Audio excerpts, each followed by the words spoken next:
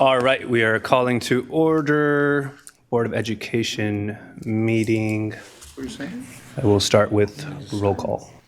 Member Jean? Here. Member Kayada? Here. Member Benjamin? Here. Member Navarro? Here. Member Rhodes? Present. Member Singh? Here. Member Ibarra? Here. We have a quorum. Thank you. Do we have any public comment? No public comment. All right, thank you. We will be going to closed session.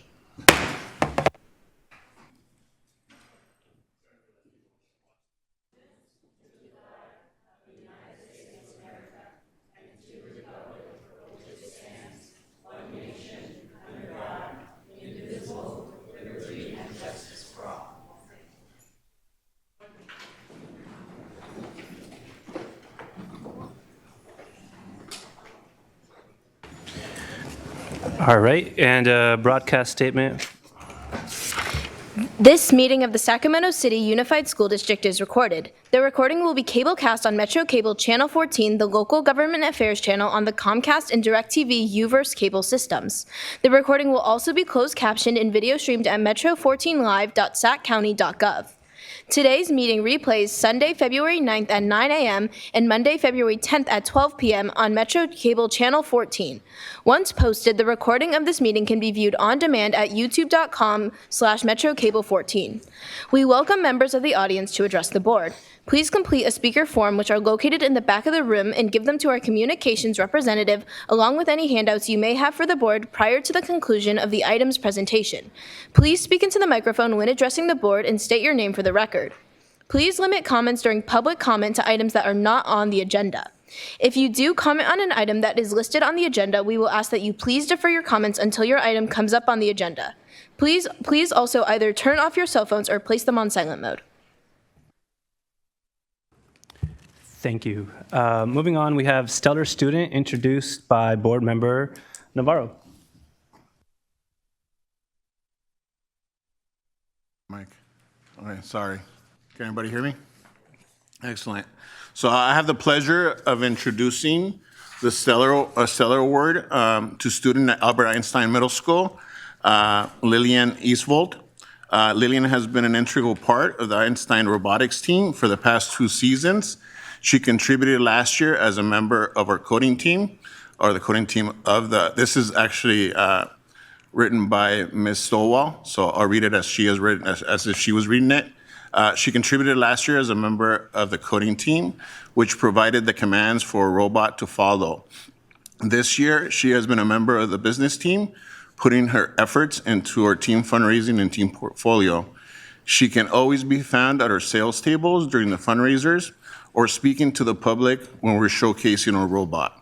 So I want to highlight too that Albert Einstein is the only middle school that actually has a robotics team, so they compete against high schools. When Lillian came to Albert Einstein, she was very sad that she was at a different school than her friends, and I have seen her rise above this initial challenge and make solid connections with staff, students alike, over the last 2 years here. She has gained additional friends here at Einstein, and together they lead our school. Besides the robotics team, Lillian also devotes time to our leadership class and the D&D club on campus. D&D, I think, is Dungeons and Dragons. Okay, I know it because of Stranger Things. Okay, Miss Gardner says, Lillian loves being involved in her school community and our leadership class at Albert Einstein Middle School. Whether it's organizing spirit weeks or helping with community service projects, she's always willing to help.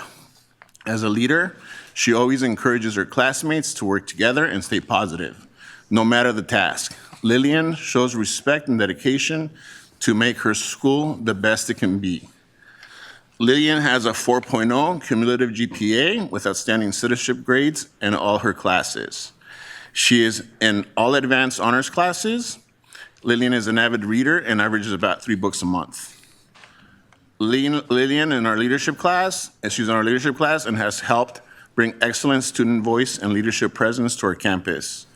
One example of her excellent leadership is that she recently served as a tour guide for the visiting 6th grade students during their Einstein tour days. She's also a track athlete, She runs the 100 meters, the 200 meters, and the 400 meters. And she does a long jump. She's aiming to run the mile this year. She loves musical theater, and she has performed in Moana and The Wizard of Oz. She considers also joining the performance at Einstein in the spring. In the summers, Lillian's family travels to Kenya for 10 weeks as part of her family's nonprofit, Glad Technologies. While participating as a student last year, she was participating as a student last year, and this year Lillian will be teaching assistant for a program that teaches coding and web development to young adults coming from impoverished areas of Nairobi or remote areas of Kenya. Next year, she'll be attending West Campus High School. I'm a little bummed about that. I wish she'd come to Rosemont. She's aiming to get into UC Davis in the School of Veterinary Medicine, and she wants to study the intersection of veterinary science and artificial intelligence. Please join me in congratulating Lillian.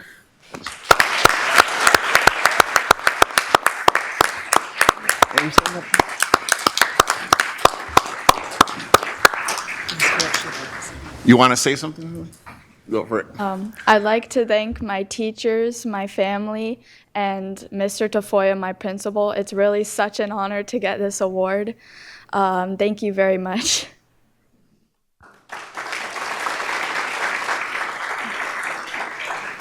We're going to come down and take a picture with you. And you can bring your family. And if Mr. Tafoya, Principal Tafoya is here, maybe you can come. He's stuck in traffic. Poor thing.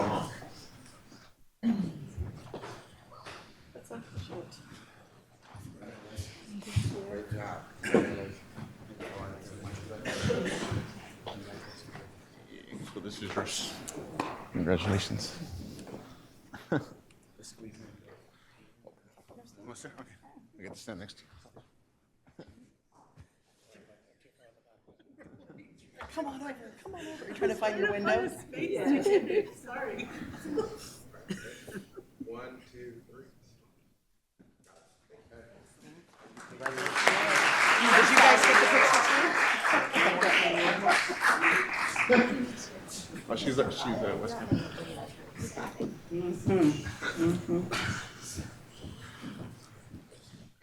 Why are you still in my sleep?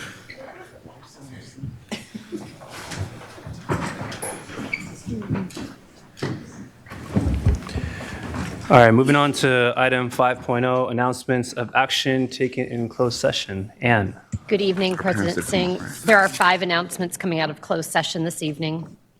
First, the board approved a settlement agreement related to OAH case number 2024-100648 by a vote of 7-0. Second, the board approved by a vote of 7-0 a stipulated agreement to dismiss an administrative proceeding before OAH for mutual waiver of rights to a hearing and reimbursement of respondents' reasonable attorney fees.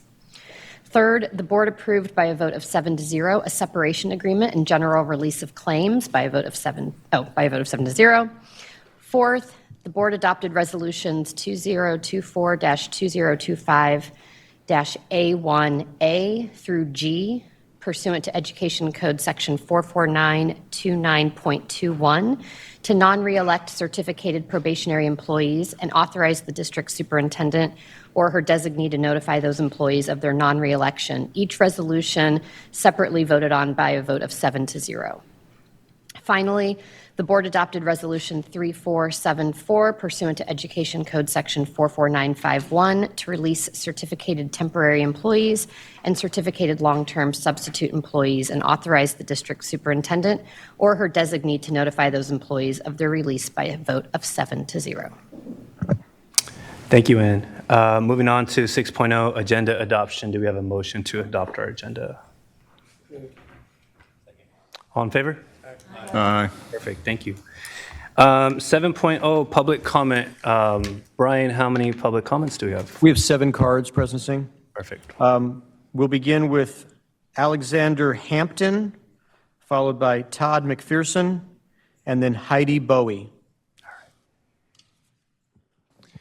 And folks, just a general announcement, please do keep your comments to 2 minutes. I want to respect your time and your ability to make the comments, and I also want to respect the time that we give to every single person, so I would appreciate to stay within that 2 minutes. Thank you. All right, good evening, President, Vice Presidents, and board members. My name is Alexander Hampton. I am a field representative for the North Cal Carpenters, Local 46 and 9109. I want to share a short story about South Sacramento. I went to Luther Burbank, and in 1987, I was a sophomore. I was lifting weights in the gym, and I passed out, went into a coma, and I had a brain aneurysm. I had to learn how to read, write. I had foot drop, so my left side was pretty much paralyzed. I was in a wheelchair. I'll tell you this story because it was pretty tough, back then. It was a lot different back then. But I fast forward this to 2008. I decided to get into a pre-apprenticeship program with the Carpenters. And in the apprenticeship, you have two choices. You can either get on a list and a contractor will call you out to go to the work, or you can look for your own work. And I decided to look for my own work. And my very first job was at the very same hospital that saved my life, Methodist Hospital in South Sac. I get a little emotional when I talk about this because giving back to the community is what it's all about. When contractors come and bid on projects that are going to be done in this school district, we need to think about, are they doing the right thing? Are they giving back to the community? And always remember the apprenticeship is the same thing with the education system. It's our way of education, and we get college units as well as we graduate. So thank you very much for your time, and enjoy your evening. Thank you.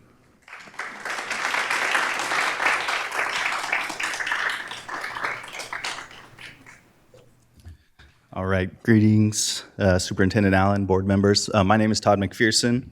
I am the lead teacher and founder of the Urban Agriculture Academy at Luther Burbank High School. As well, we're a 3-year career pathway program for agriculture, environmental science, and natural resource management jobs, big in this region. No doubt you may have heard about what's been going on with the Academy lately in the news from some of our supporters, family members of our students, alumni, industry partners, community partners, happy plant sale customers, and some of our general kind of legion of supporters in the community that have come and supported us.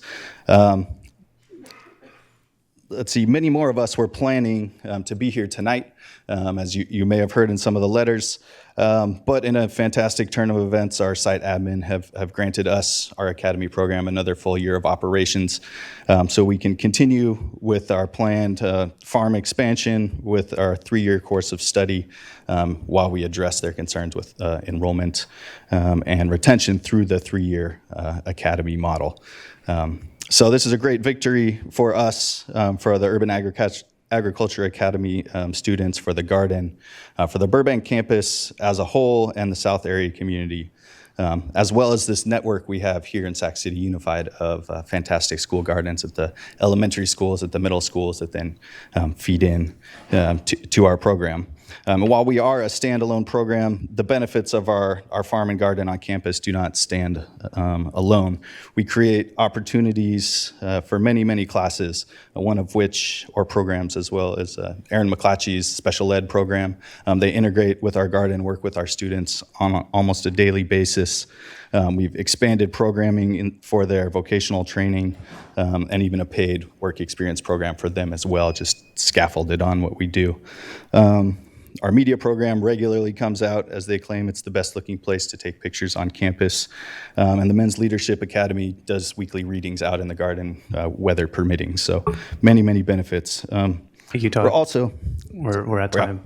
All right, great. I just want to suggest real quickly, we would like to come back, see if we can get on the agenda at some point. The students have a lot to say and want to share with you guys, bring the network, and hopefully we can just show this network be a keystone, and we want to invite you to the garden. They want to give you a tour, so any and all of you are welcome to come and check us out. So thank you. Thank you.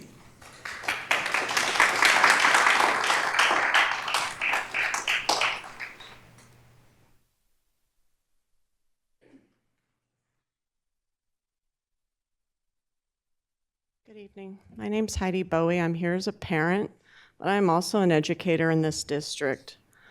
You mentioned Rosemont High School earlier. My son is a student at Rosemont High School, and for the last year and a half, he has had no speech services because you have failed. I've been fighting this fight for him for the last year and a half, and I am getting no help. I have emailed, I have Zoomed, I have called, I have made in-person visits to Cerna Center. I have asked, I have queried, I have requested, I have pleaded, I have ranted, and he still has no speech services. Nobody is listening to me. He has an IEP, and he is not getting services. I always have to initiate communication with this district, and I hear nothing. You hope that we will go away. I am still here. I am still fighting for him. There is no follow-up. I get pushed off. I get people who tell me there's nothing to do. I understand that there are a shortage of speech therapists. I don't care. My son has no services.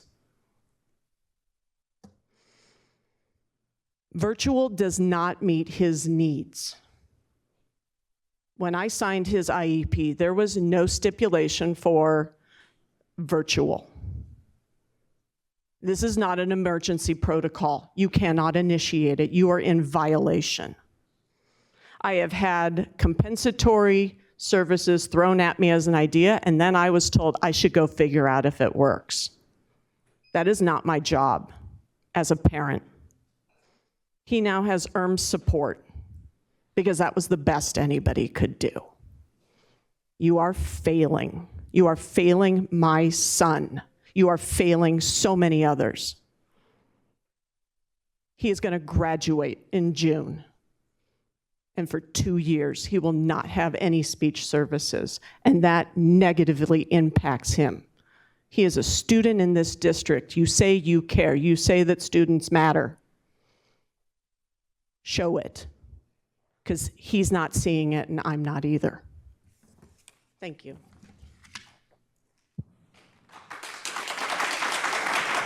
Next group of speakers, Nate Dobb, followed by Lisa Twardos, and then Jamie Bateman for 4 minutes.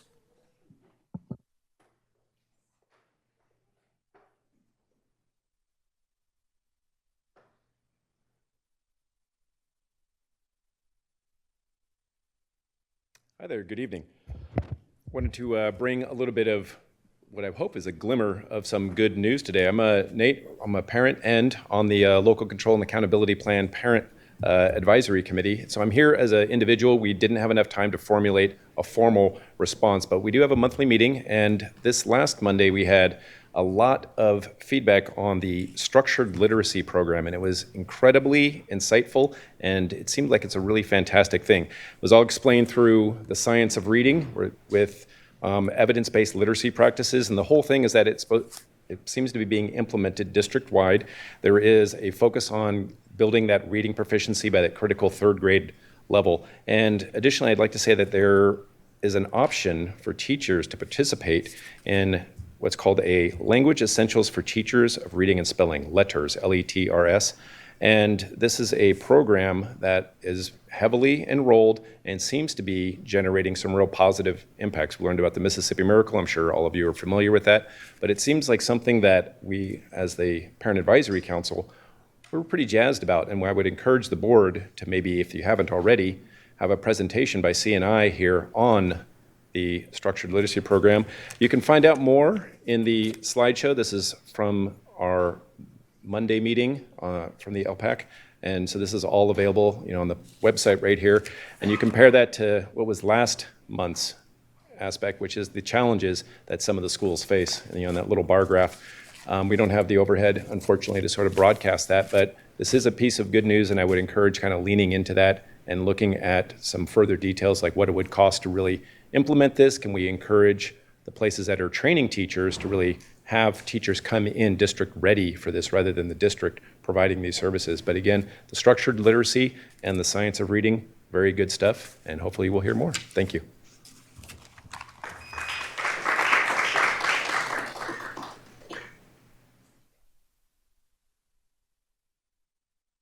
Lisa Twardos?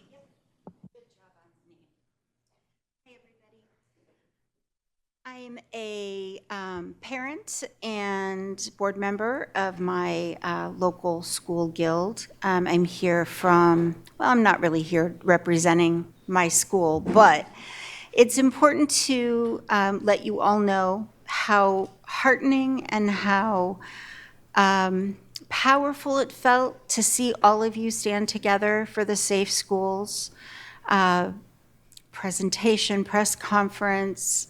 It was exactly what our students need to see from the people who are leading our school district.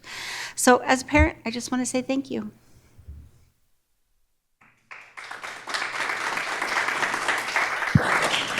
Next speaker, Jamie Bateman. She has 2 cards for a total of 4 minutes.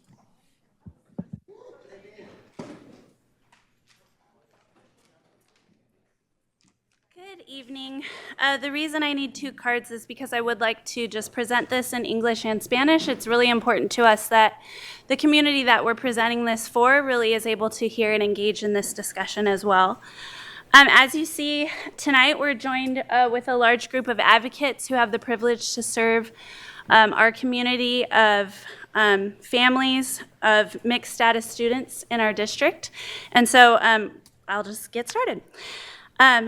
Dear Board of Trustees, I would like to take a moment to introduce you to the Safe Haven Work Group, a collective team of advocates that developed in response to the unique needs of mixed status students and families that we have the privilege to serve in our various roles on a daily basis. Today we are speaking from our perspectives as individuals who live and work in and alongside these communities. We have identified a significant demand for assistance among these families, including help navigating the school system, connecting to healthcare providers, housing and food access, and legal resources. Most recently, we have seen much fear and uncertainty in our community as evidenced by our district attendance numbers drastically decreasing in January and into February. While these numbers are alarming, we believe that we can increase these numbers and lessen anxiety by clearly communicating with families and offering them a human connection that embodies empathy, openness, and acceptance.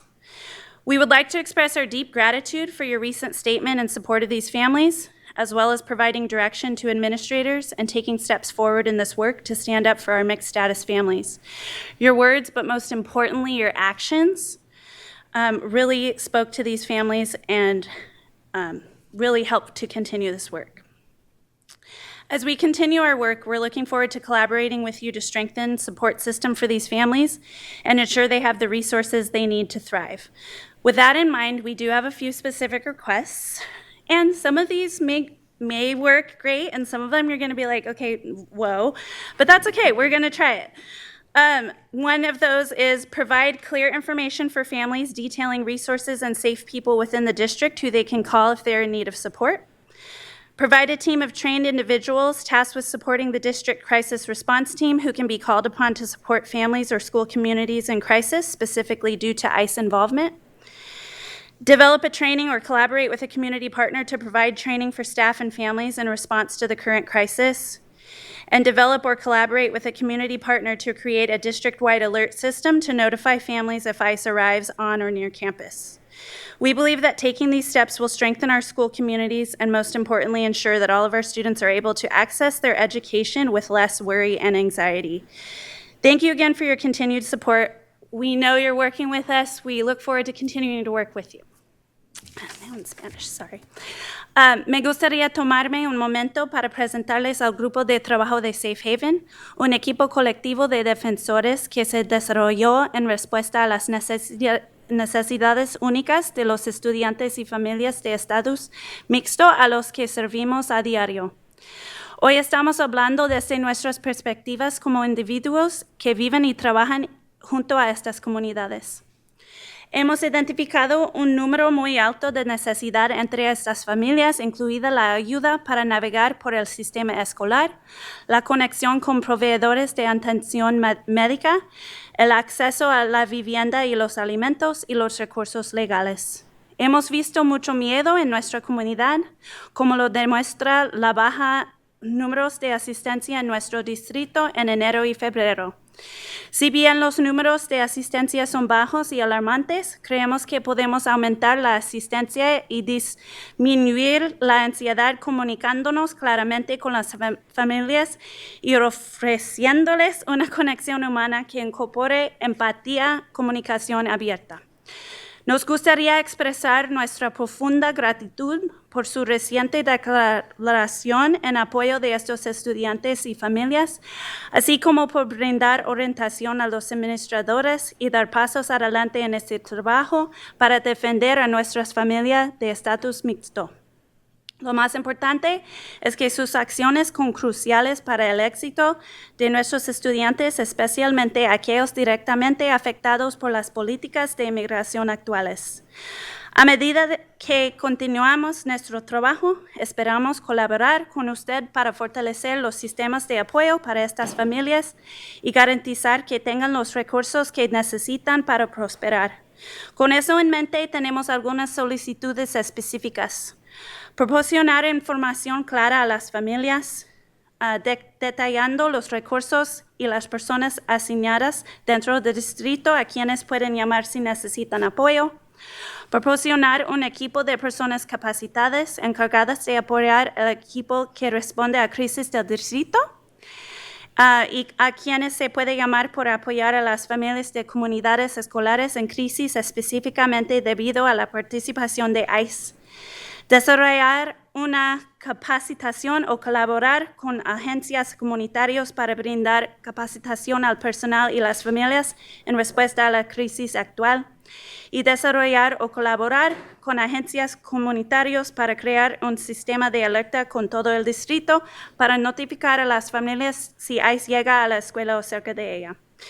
Creemos que tomar estas medidas fortalecerá nuestras comunidades escolares y, lo que es más importante, garantizará que todos nuestros estudiantes pueden acceder a su educación con menos preocupaciones y ansiedad. Gracias de nuevo por su apoyo. Esperamos trabajar juntos para crear un ambiente seguro y acogedor para todos nuestros estudiantes, sus familias y el personal. Muchas gracias. Thank you so much for your time and for all of your support thus far. Thank you. Thank you.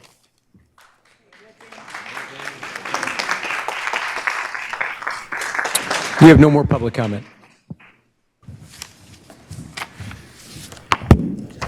Thank you, Brian. Moving on to 8.0, consent agenda.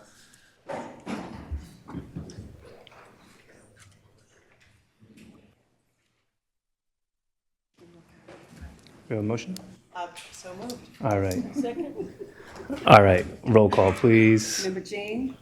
Aye. Member Kayada? Aye. Member Benjamin? Aye. Member Navarro? Aye. Member Rhodes? Aye. Member Singh? Aye. Member Ibarra? Aye. Thank you. Perfect. Moving on to communications, we'll start with SCTA.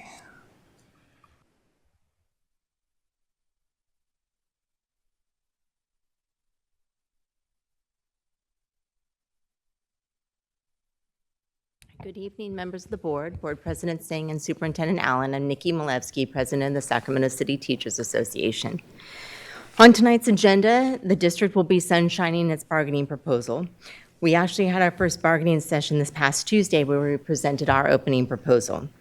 This negotiation is occurring in coordination with 31 other CTA locals across the state, including UTLA, Oakland, San Diego, San Francisco, Richmond, and many more, involving 77,000 educators who teach more than 1 million of California students.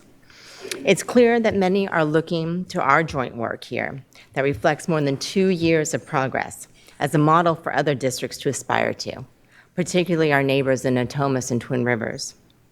Other districts are also looking to SCUSD for our work in ensuring that Sac City is a safe haven school district. But now it's our responsibility to move beyond the words of a resolution to providing ongoing, accurate professional development for administration, staff, parents, and students.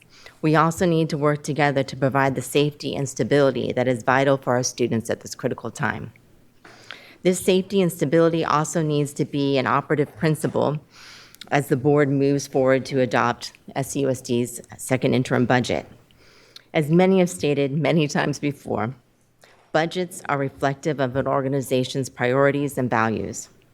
Well, we have made a lot of progress in our recent rounds of negotiations to lowering class sizes in elementary and secondary grades, adding reading intervention teachers at every elementary school, increasing the numbers of librarians and school nurses and psychologists.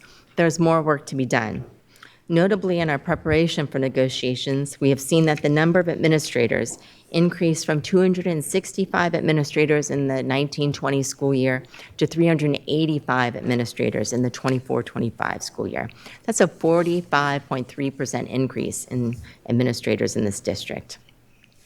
We make note of this as we will be carefully reviewing the district's finances, both in the context of the second interim, but also in our negotiations, and recognize that if hard decisions have to be made, a priority should always be on providing direct services to our students over additional administrators. Thank you.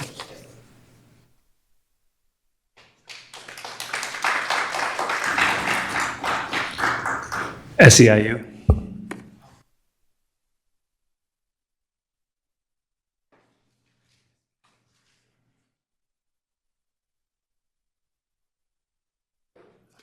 Good evening. I'm Jim Riffle, Chapter Vice President, SEIU, 10 to 1. Before I get started, I used to run the robotics program at Earl Warren for 4 years. This was before COVID. Then funding dried up. You know, you can't do robotics during COVID. I gave all of my robotics stuff to West Campus to revitalize their program. So I hope she goes to West Campus and not Rosemont. Sorry. I apologize, but I'm sorry. Last week, on January 28th, I noticed job postings for IEP designated instructional paraprofessional special ed, 320 positions. This is the 5th posting of that. I've spoken with the board previously. We also have hundreds of IA SPED positions open. The district pays between $60 and $75 per hour per contract aide to fill these positions. They have to be filled by law. So you go to contract and you're spending a ton of money for these people. I've met 2 of the contract aides that are good. I've met hundreds are only there for the paycheck. They don't care about the children. They don't care about the job. Last time I spoke, I said we need to think outside the box. It's way too late for thinking outside the box. We got to throw the box away and completely revamp how we advertise and get people into these positions where they care about the children, care about the students, care about their long-time educational benefit here. We're failing at that right now. By going with contract, we're being very poor stewards of limited district resources. These aides, they make minimum wage. Well, yes, $20 an hour is above a lot of other minimum wages. We're not attracting people at $20 an hour. Even if we were theoretically to raise minimum pay for these people to $30 an hour, we're still saving money over the contract people. Still saving money. And I bet we would fill all those positions.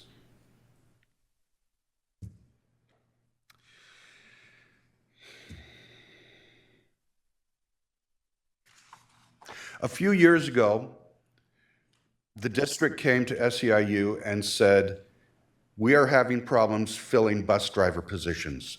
So we're going to raise the pay rate for these bus drivers because it's a hard to fill position. 320 positions open, that's the definition of hard to find, hard to fill positions. Let's work on this.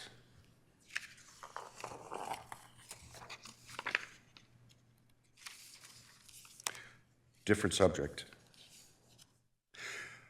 2 days ago, I received a check from the district, reimbursement for a training that I took with SIPS.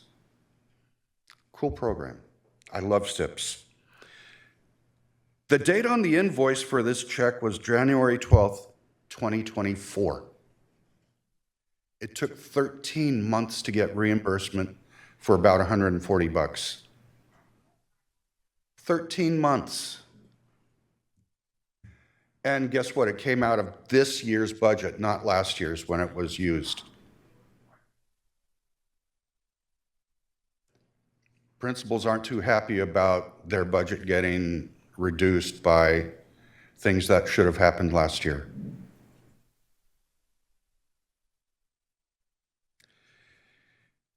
Next point. I've been an instructional aide at my school for a long time, many years. As an aide, I've built my sense of priorities. Students first, my school second, and sorry, Lisa, the district third. Students first, always will be. That's why I'm there. I think most employees we have are loyal, hardworking, upstanding people. We're there for the kids. That's what this district is for the students. Sometimes things happen. We're all human.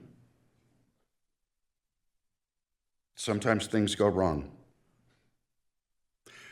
When a complaint is filed against any employee, it's investigated. That's the law. That's what we do. Usually by HR or a manager. We expect that these investigations are thorough and non-biased. We've come into question whether investigations are being thorough enough.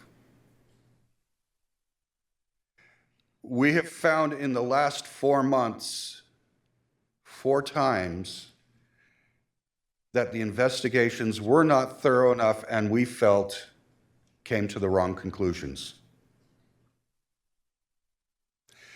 If an employee files a complaint against a manager, you investigate. You investigate the whole department, seeing if the allegations are true.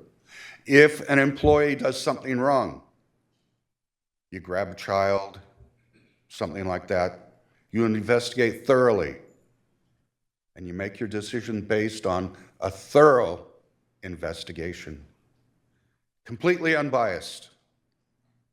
It's got to be. It has to be. I think we need to improve the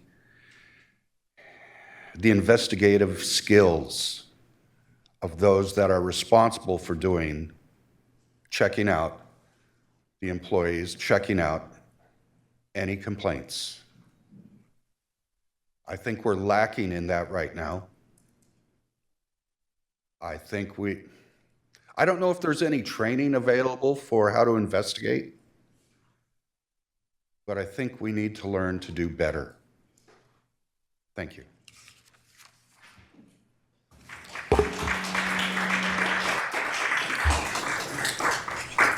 TCS, Teamsters, UPE. All right, moving on to our district advisory committee's Student Advisory Council. Okay. Community Advisory Committee.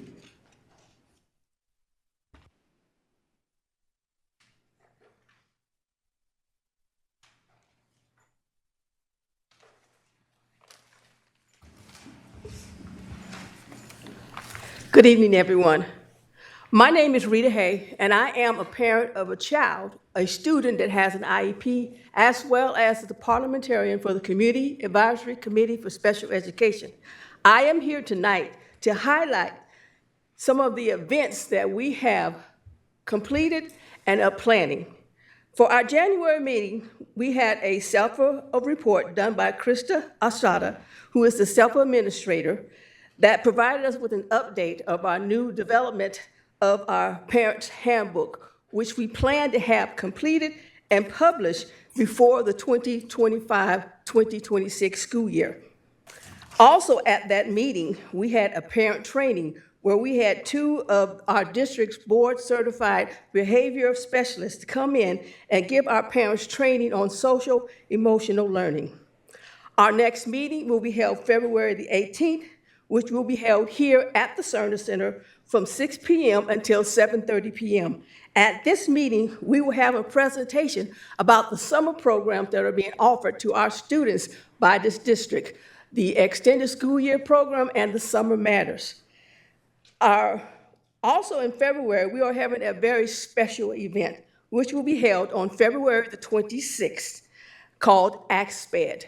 That will be held at Luther Burbank from 5:30 to 7. What we are doing is inviting members of the Special Education Department, members of the Self Department to come out and meet with our parents.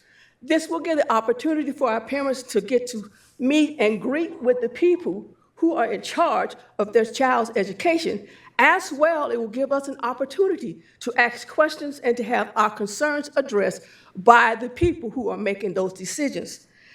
And we would love to see as many as we can of our board members attend, as well as our superintendent. Our meetings are always open to you guys, and our parents would love to see who is sitting on the board. And that will show us that you guys are really concerned about our students. The last thing that I do want to bring up is also the CAC is really concerned about the vacant positions in our special ed department. Like I said, I am a parent of a child that has an IEP. He is suffering because of a lack of a speech therapist on his campus. They have not had one since last year. They have tried bringing in somebody to do it over Zoom. We know from COVID, Zoom is not the answer. Our children are suffering because of the lack of our action to do what we say. No child left behind. Thank you.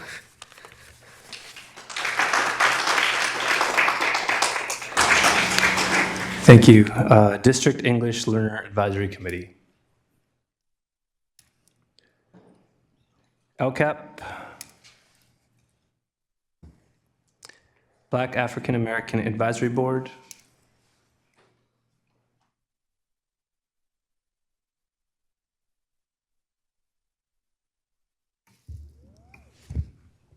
Good evening. Excuse me. Good evening. Terrence Gladney, Chair of the Black African American Advisory Board.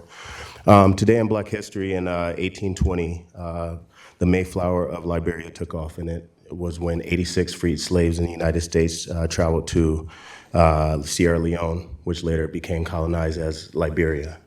In 1956, Auther Lucy, who was the first African American student at an Alabama university, was removed from her classes for her own safety, apparently, 3 days after she enrolled, after riots broke out. As I reflected on both of those moments in history, I wonder how safe our Black students are in our district, and the choice that Black families have to face, whether to leave by choice or often without choice.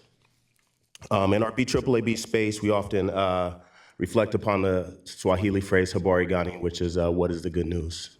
BAAB is the good news. The fact that we have a cross-section of representation across our district of strong, brilliant Black minds focused on the advancement of our scholars in this district that was not designed for their success or the success of families that look like us. Habari gani is the fact that as I was driving here from my home, I was reflecting upon Richard Bowie Spikes, who invented the automatic gear shift, and is also credited with the patenting of the automatic turn signal.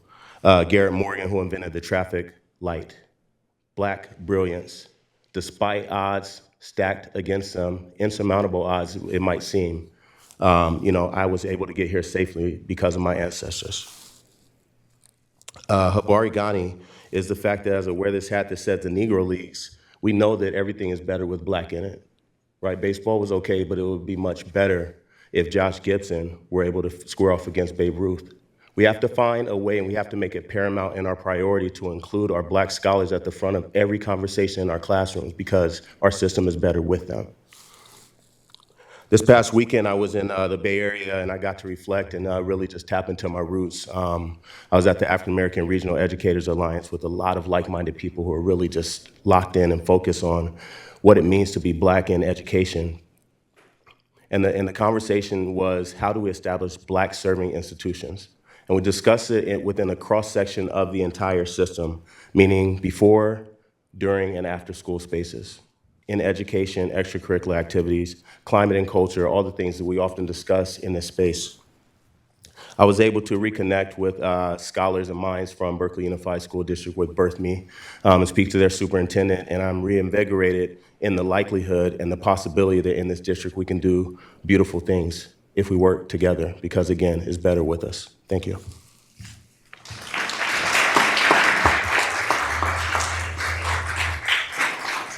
Thank you. Community Schools Advisory Committee.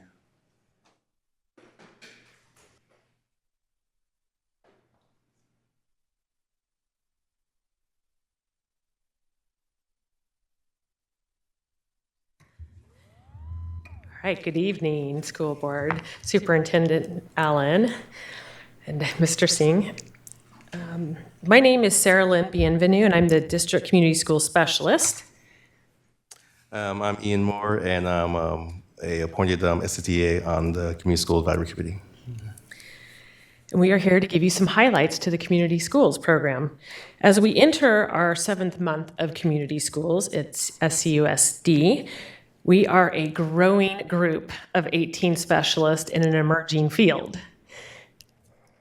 The highlights that I'd like to share with you are that we have successfully cleared 64 new parent volunteers with 40 waiting to have their clearance done. That's almost 100 new parent volunteers in basically 6 months.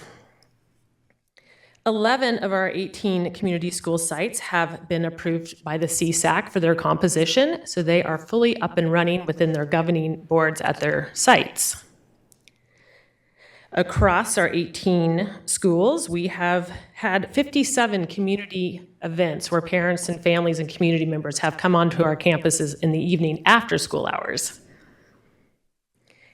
And so far, our community school specialists have brought in over $100,000 in donations from community partners. It's actually the total we have, if everybody has kept their tracker updated, is $104,025.72. And I think one of our biggest wins is that we, as some of you know, we were given our time from the state. So we have our 5 full years to implement our program. That's what we have for you this month. Thank you. Thank you.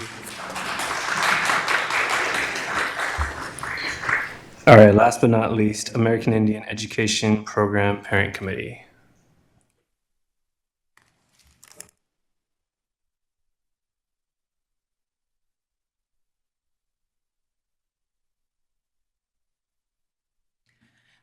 Heyan Kumalio Viola Achiliet na Tenakwe Met Dilda Mesnahwe.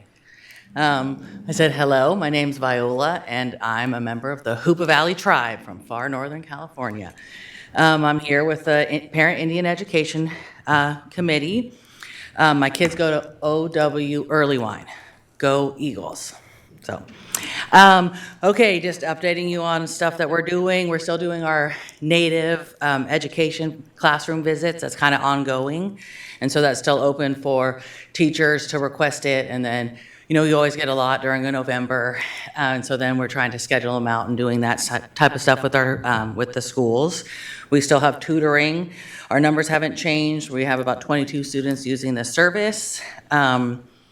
Our grant, which is the Title VI Indian Ed Formulation Grant, it's actually due beginning of, or March 7th. And so we have to turn our 506 forms in so that we can, get a correct count for the students that we're getting, so we get the right amount of funding to support our program. We always feel like we're underrepresented because people don't turn the forms in, or it's hard to reach all the students. So this year, in addition to what we normally do for our outreach activities, we're going to communicate or use K-12 to turn in forms, and so we're hoping that using that might get us the forms back. So hopefully get our numbers increased and actually account for the, students that we have. Our grant objective, one of our grant objectives is to increase cultural knowledge and education for our students.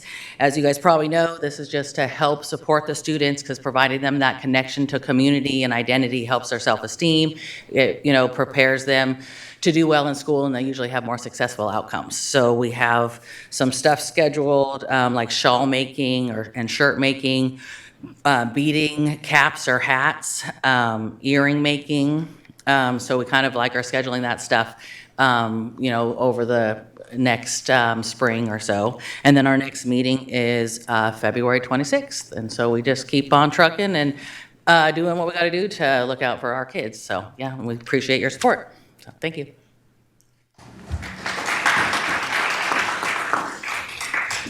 Thank you so much. Moving on to our student member report. Okay. First off, we had our first complete student mental wellness committee yesterday. It was just a really amazing experience to get to meet all of the new students who are joining from a diverse set of school sites. And I'm just really optimistic to see what the collective group does with the a little less than $10,000 they have aside in grant money to do a project regarding mental health. Moving on, I want to highlight the MLK 365 March, which was emceed by Member Rhodes and also attended by a lot of our board members. The morning of January 20th, I wasn't feeling my best. I was feeling pretty depressed, honestly. But I got to the march, and there were hundreds and hundreds of young people and students there. And it was just really amazing to see so many students showing up and using their voices and presence to show what they believe in. Especially because these students aren't just passionate on January 20th and at the MLK Day March, but they are really embodying the spirit of 365-day passion and enthusiasm for making impacts on their community. On a similar note, I wanted to recognize the walkout that happened today at CK McClatchy High School. Over 200 students walked out of class to show their to show their frustrations and disapproval of what is happening at the federal level right now. I think these students, along with all other students who are attending marches, who are speaking, who are speaking out in other ways and using their voices, are really brave. And I feel lucky and hopeful to be in a generation of such compassionate, intelligent, and engaged students. I also want to recognize all the students who are scared or depressed right now and who are doing their best to cope. On that note, I don't really think we are doing enough as a district to alleviate the fears of students and families. Despite the fact that we have strong protective policies, almost none of the students I've spoken to actually know about these policies. I know students at some high schools are taking it upon themselves to actually share out this information with their fellow students, which is really incredible. I know at CK McClatchy there's a student-led effort to let immigrant students and undocumented students know their rights. And I know the West Campus Gender Sexuality Alliance is handing out information about what rights LGBTQ plus students have, but really I don't think this is enough. And honestly, I think it's kind of embarrassing that as a district we are relying on students to let other students know what their rights is. I'm happy that we had a school board press conference about our safe haven policies, but quite honestly, I don't think this is reaching the ears of students. I don't think students are going to be digging around on district web pages or looking in board meeting minutes or honestly watching our press conferences. I want to go to school and see posters on the wall and flyers in students' hands. I think this is the best way that we can actually get students to know their rights. And I understand that we cannot take away all the feelings of stress that students feel right now, but I think we can do a lot more than what we're doing right now. And if we can do anything to make students even feel just 0.5% safer on their campuses, I think we should be doing that right now.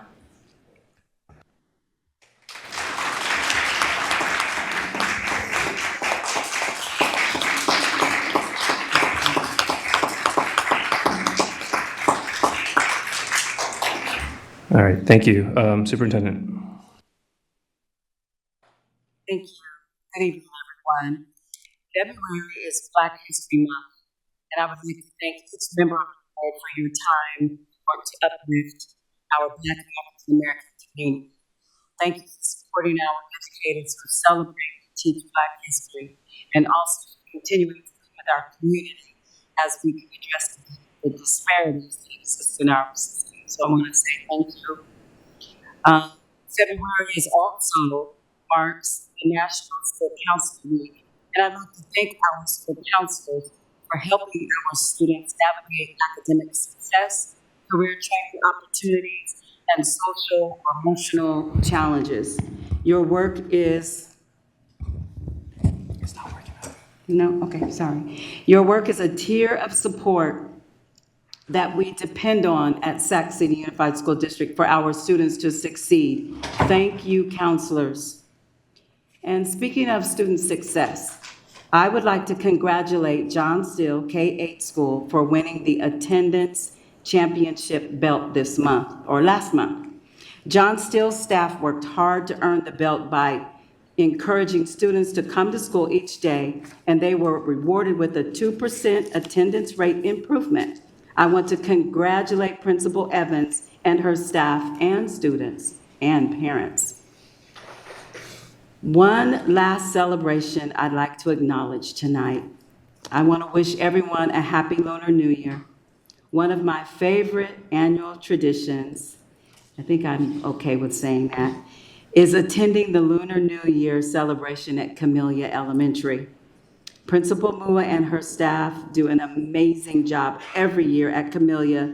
They have dragon dancers, drummers, and it encapsulates the celebration of diversity that we champion here at Sac City Unified. I want to give a shout out to Crispin, who was also there, who the kids absolutely loved. So thank you to Camellia, and thank you to everyone. Thank you so much, Superintendent. So moving on to some information sharing by board members. Just hit the button and I will call on you. Member Kayada. First of all, I just want to thank the Executive Committee and Cabinet for moving these reports up to the beginning when people haven't all left the room, so we can get our messages out about important events and the updates, especially the update that we just heard from our student board member, which actually is similarly on my list of things that I wanted to share. We, as a country, seem to constantly forget that the voices of the youth are telling us what is the right thing to do. I remember when I was in high school and 9/11 happened, and the immediate response by seemingly every adult was, let's blame the immigrants, let's blame people who don't look like us, and let's blame people who are different.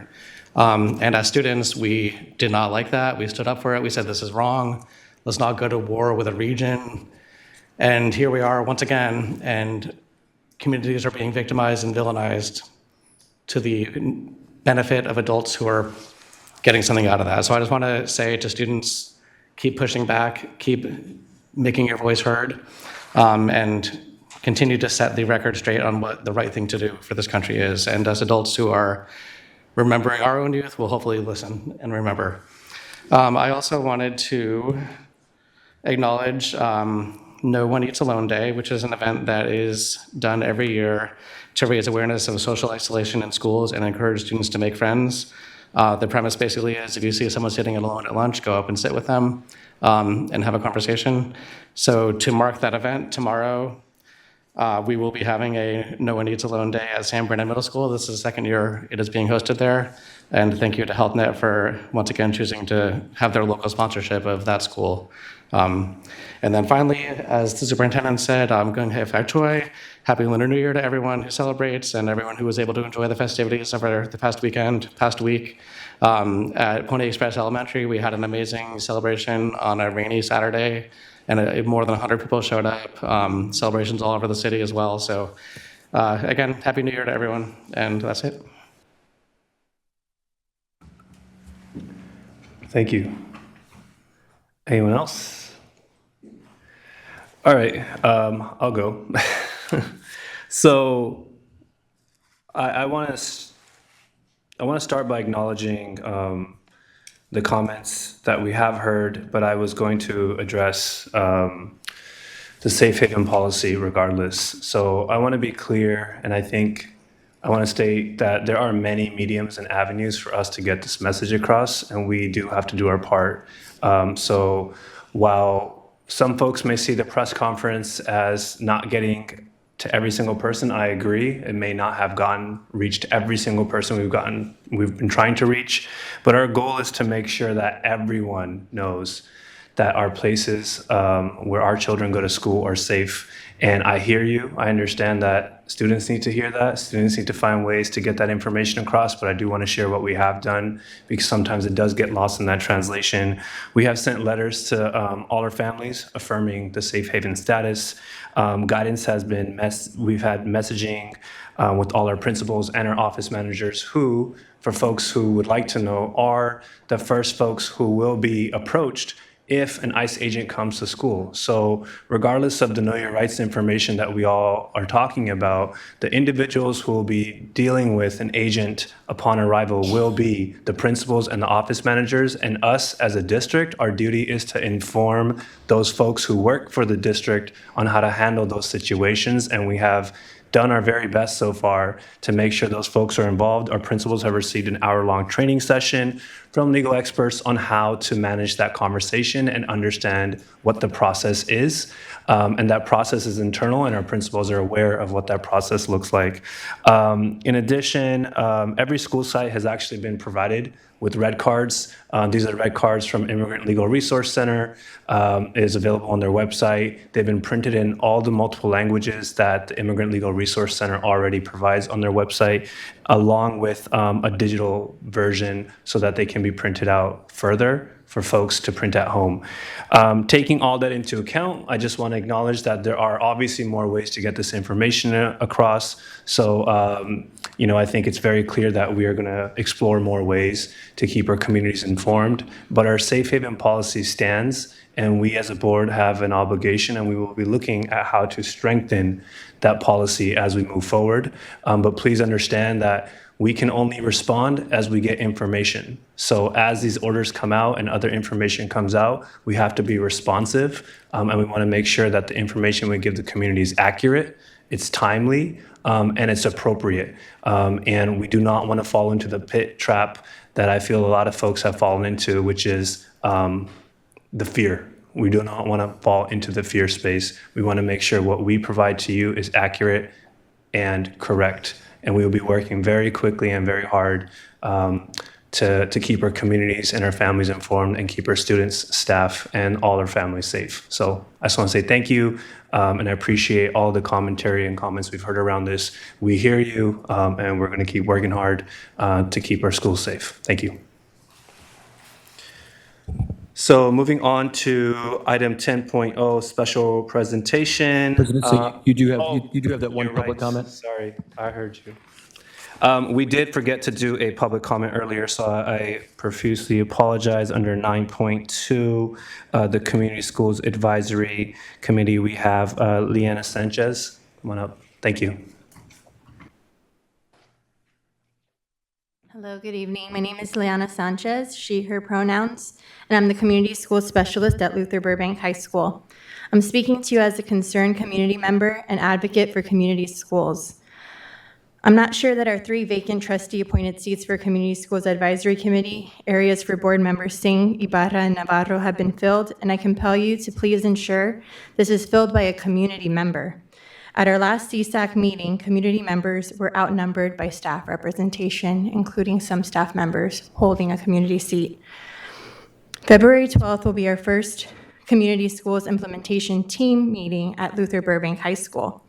The delay in our team formation and first meeting is due to conflicting interpretations of the MOU signed between Sacramento City Unified School District and SCTA.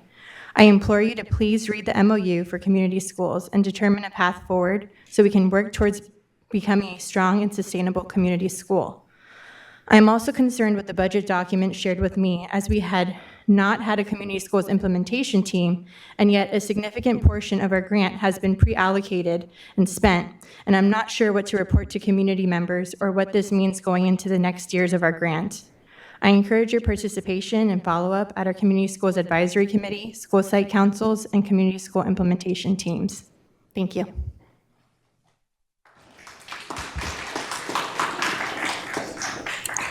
Thank you. Moving on to 10.1, resolution for Black History Month.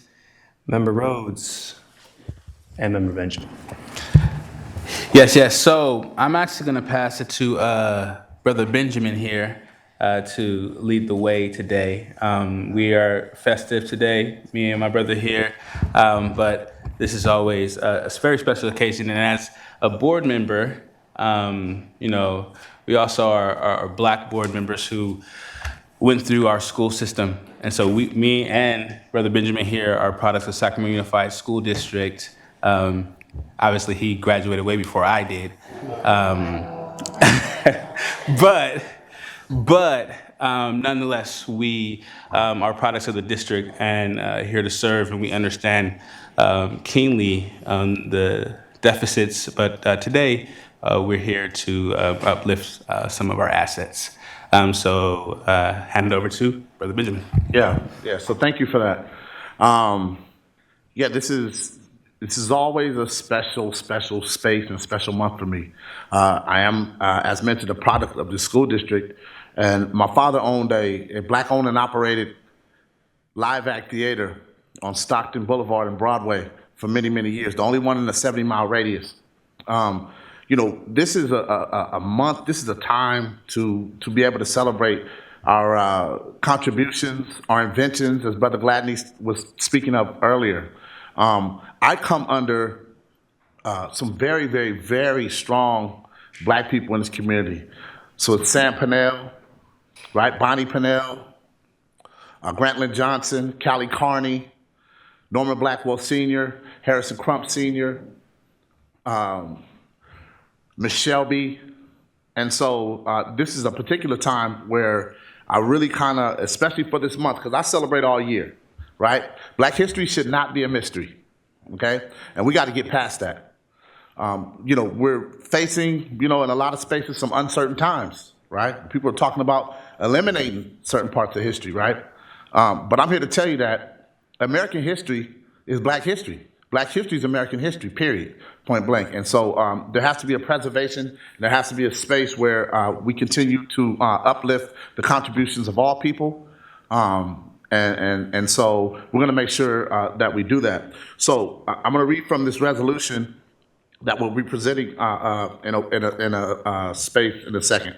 So whereas National Black History Month was founded to address the omissions and biases in historical narratives, ensuring the inclusion of the rich and diverse stories of Black African American individuals and communities. Black history encompasses far more than an era of slavery, representing the legacy and resilience, innovation, achievement, and the celebrated and overlooked contributions of Black African American individuals and groups, including scientists, George Washington Carver, right? Inventors, activists, Nathaniel Colley here from the area, right? Educators from this area, right? Cornel West. Farmers, homemakers, elected officials, Chinua Rhodes. Clergy, service members, entertainers, athletes, and pioneers of land, sea, and space that have profoundly shaped the fabric of our society and the world at large.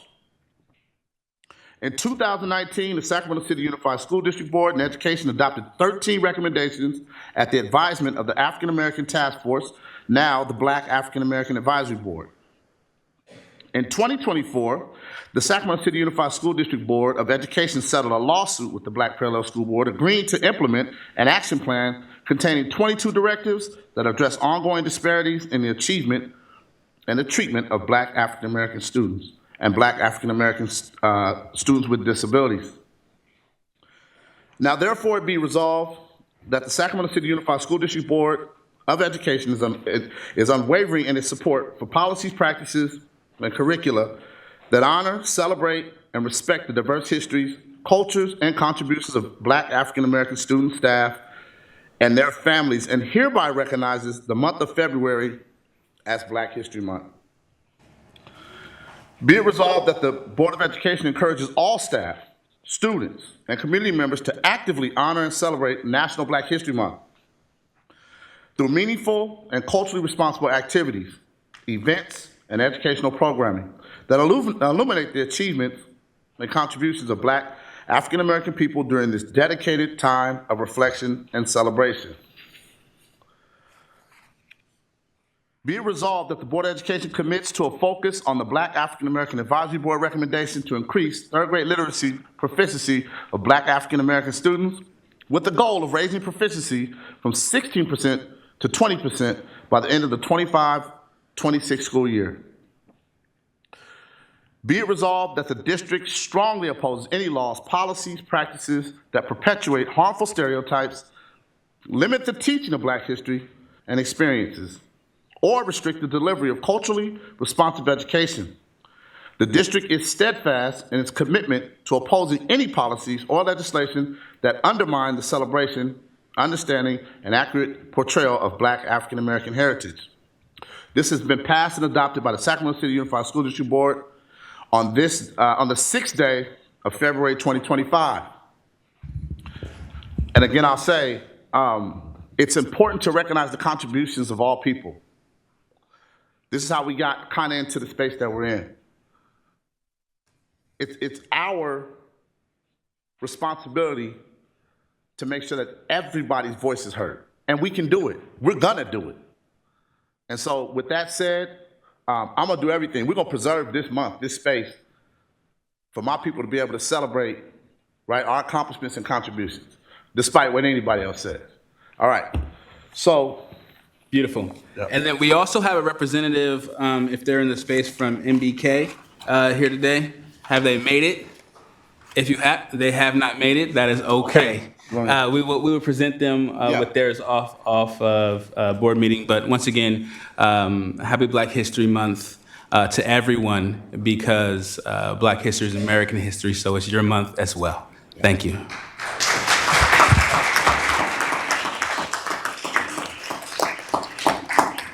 Brian, do we have any public comment?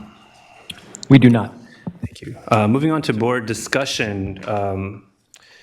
Any board discussion on this resolution?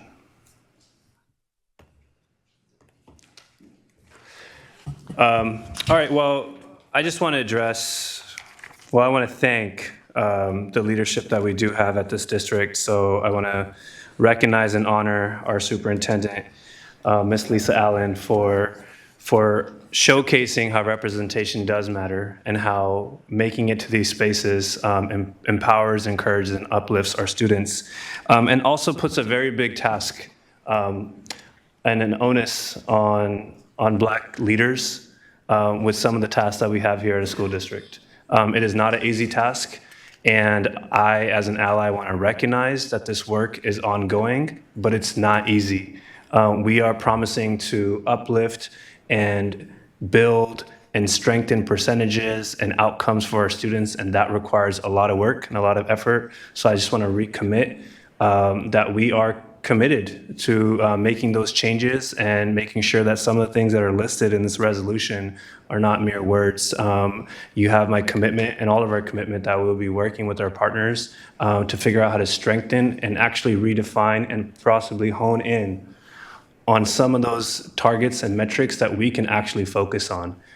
We need to really get to a space where we can start targeting and hyper-focusing our efforts to build up and uplift our students, because if we're able to uplift, as we've said, our Black students, we're uplifting all of our students. So with that, not seeing any other comments, I'll see if anybody would like to move.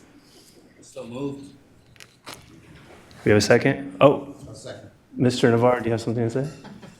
Okay, sorry, we're going to pause that and we'll go over to Mr. Navarro. No, I just wanted to echo what Terrence Glanny said, right?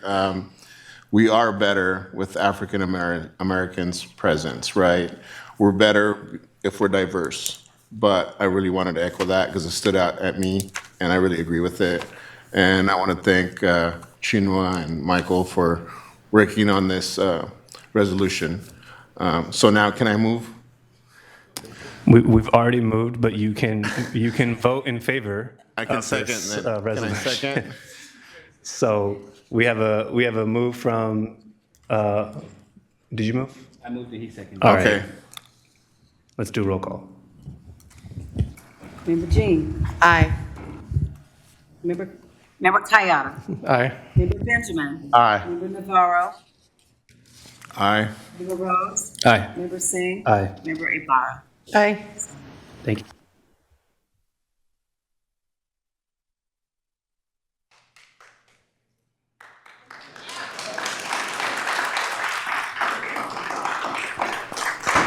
So next up on our special presentation, we have an update, the Black Parallel School Board Action Plan, the second quarterly update. And we have Dr. Gregory Peters to present.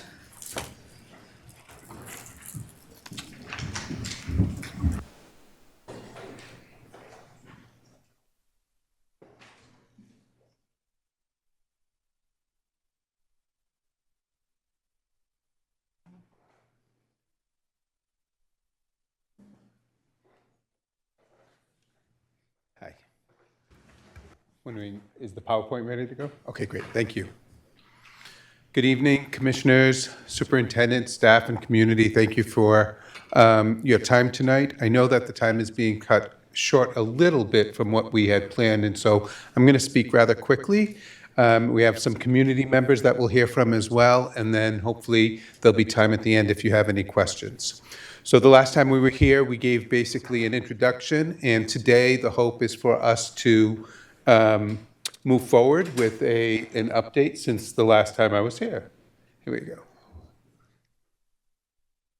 Sorry. There we go. I wanted to give, in the first part of the update, this visual. Last time we were here, I was speaking about how because the plan was just starting, we had to move through some of the awkward sort of beginnings and forming and storming. And at the beginning of the year, we described it sort of like a floodgate where we were getting started. The last time we were here, we were in the middle of calibrating. And we were calibrating understanding between the parties and the IM team, and distinguishing even the simple understanding of something being submitted versus something being completed. Most recently, we had the metaphor that helped us to say there's a difference between handing in the exam and passing the exam. And so that was a big piece of the work that we were doing to calibrate the work that we had. We are now firmly moving into our monitoring phase, and we are going to be doing many cycles of evaluation and assessment of the submissions, and we have a lot in front of us, but then we anticipate that this will form sort of a trajectory that will be a regular recurrence of feedback to the district with regards to the 22 action items. All right. Not sure what's going on here, but am I supposed to point you to a certain place? Right now it's working, yeah. All right, so some highlights. Since we last met, I want to say that there is a mixture between the work progressing, including some of the finalizing what the data would look like that's getting collected and submitted. The IM committees have been progressing. We started the equity walks. I'll speak a little bit more about that in a moment, as well as there's been a deepening of the collaboration. The collaboration has actually evolved where even one of the meetings, the IM team is stepping away from the facilitation and asking the plaintiffs in the district to co-facilitate, and that's been going very well. And there still continues to be, as should be expected, a bit of work where we're still waiting on the condition setting. This continues to be with some of the data collection that we're finalizing what that data looks like and so that it's in a usable format, the district committees, and also the self-assessments. And so we're still working on the conditions needed for some of those actions to be completed. An example of a success in creating those conditions, because as should be no surprise, the relationship with the bargaining units is critical in Sacramento. And that's part of the condition setting that we need to be doing. And one of the big successes was that there was an MOU that was signed between the district and the SCTA for the equity walks to continue. And we think that that work serves as an example. We also think that that builds off of other successes. We've been integrating some of our work and looking at the crossover with the MTSS work and the relationships that have, and the leadership that's been born out of that work. So we think that there's much to be learned, and that can serve as an example to move forward. And as I said, with that MOU, the equity walks are expected to continue within about 2 weeks. I do want to offer that when we think about the condition setting and with regards to that, that's going to relate to a point that I make later about us getting in front of the calendar. Right now, we're behind the calendar. And if the condition setting is critical for this work to continue, there's an opportunity for us to get in front of the calendar and do some of that work, do some backwards mapping about those relationships, those negotiations, and those conditions that need to be set so that we can actually meet the action items in the timeline that's set forth in the action plan. We continue to learn more lessons about communication in a system as big as Sacramento. And one of the things that we have begun doing is talking about the communications plan as being more than just communicating the action plan, but also making transparent how communication happens, what timelines look like, who are the people that are making certain decisions, et cetera, so folks can actually have access to decisions and also be able to plan in a timely way for that communication to happen.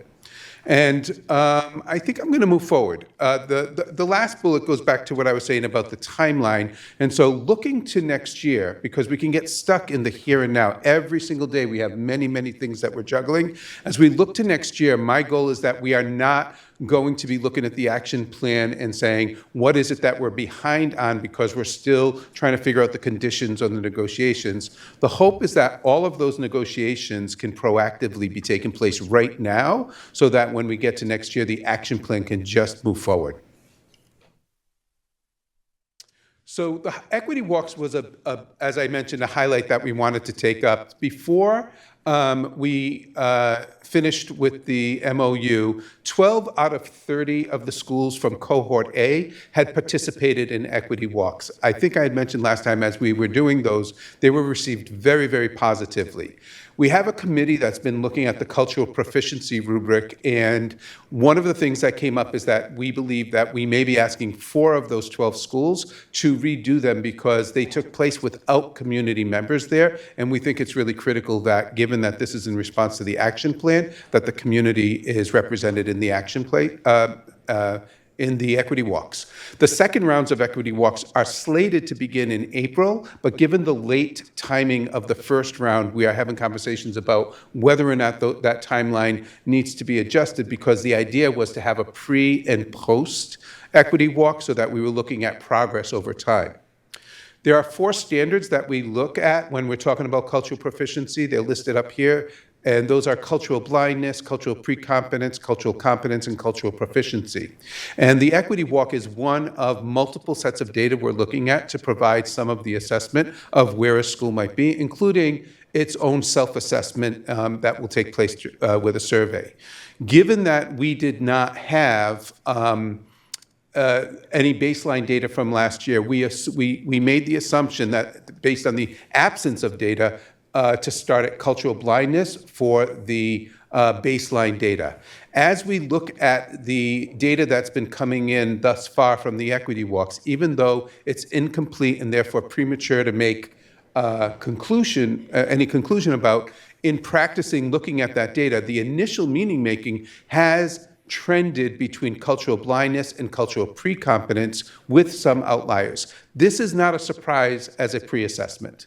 Given why there is even the action plan to begin with, this aligns with what one might expect. The hope is that as schools and as the district as a whole looks at where it self-assesses and where the data shows, that we will be able to identify targeted efforts that are meant to move the district along on that spectrum. And then I think I'm going to move forward now. And again, I'm sorry for speaking quickly. As you know, there was a seed planted last time I was in this room, and we were talking about the work that the board had to do with regards to updating its policies. And there's two metrics that we are looking at in updating the policies. First of all, they need to be updated by the standard of law. They have to be in alignment with the legal requirements. But the action plan also says that they have to be looked at through a cultural lens. And so the seed was planted about bringing together the community to actually give some critical feedback around the policies that are in the action plan. And we do have a date, February 18th, when that community event, we're calling it the Race to Equity Policy Event, will be taking place. We're very excited. The invites went out this week. There's already been 36 responses to being in the room, looking at policies and providing some of that feedback.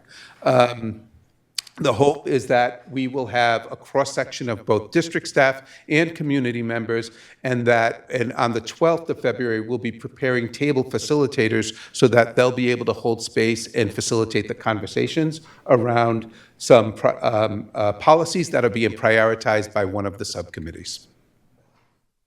And then the last thing I just want to put out there is, again, as another update, and the district will have more information for you beyond this presentation, but there is great progress being made in creating a data dashboard that is going to be made public. And one of the action items in the action plan is very explicit about saying that we need to bring transparency around the data at the school level, data at the district level, but also data that is accessible to the public, but also is specific about looking at the cross-sections and looking at the data as referenced within the action plan and looking at your focal populations, specifically in this case, students with disabilities, Black students with disabilities, and Black students. And so progress is being made on creating that dashboard, and the plan is for that not only to be made public, but for that data to be regularly updated so that folks can access that information and inform their own decisions and discussions moving forward.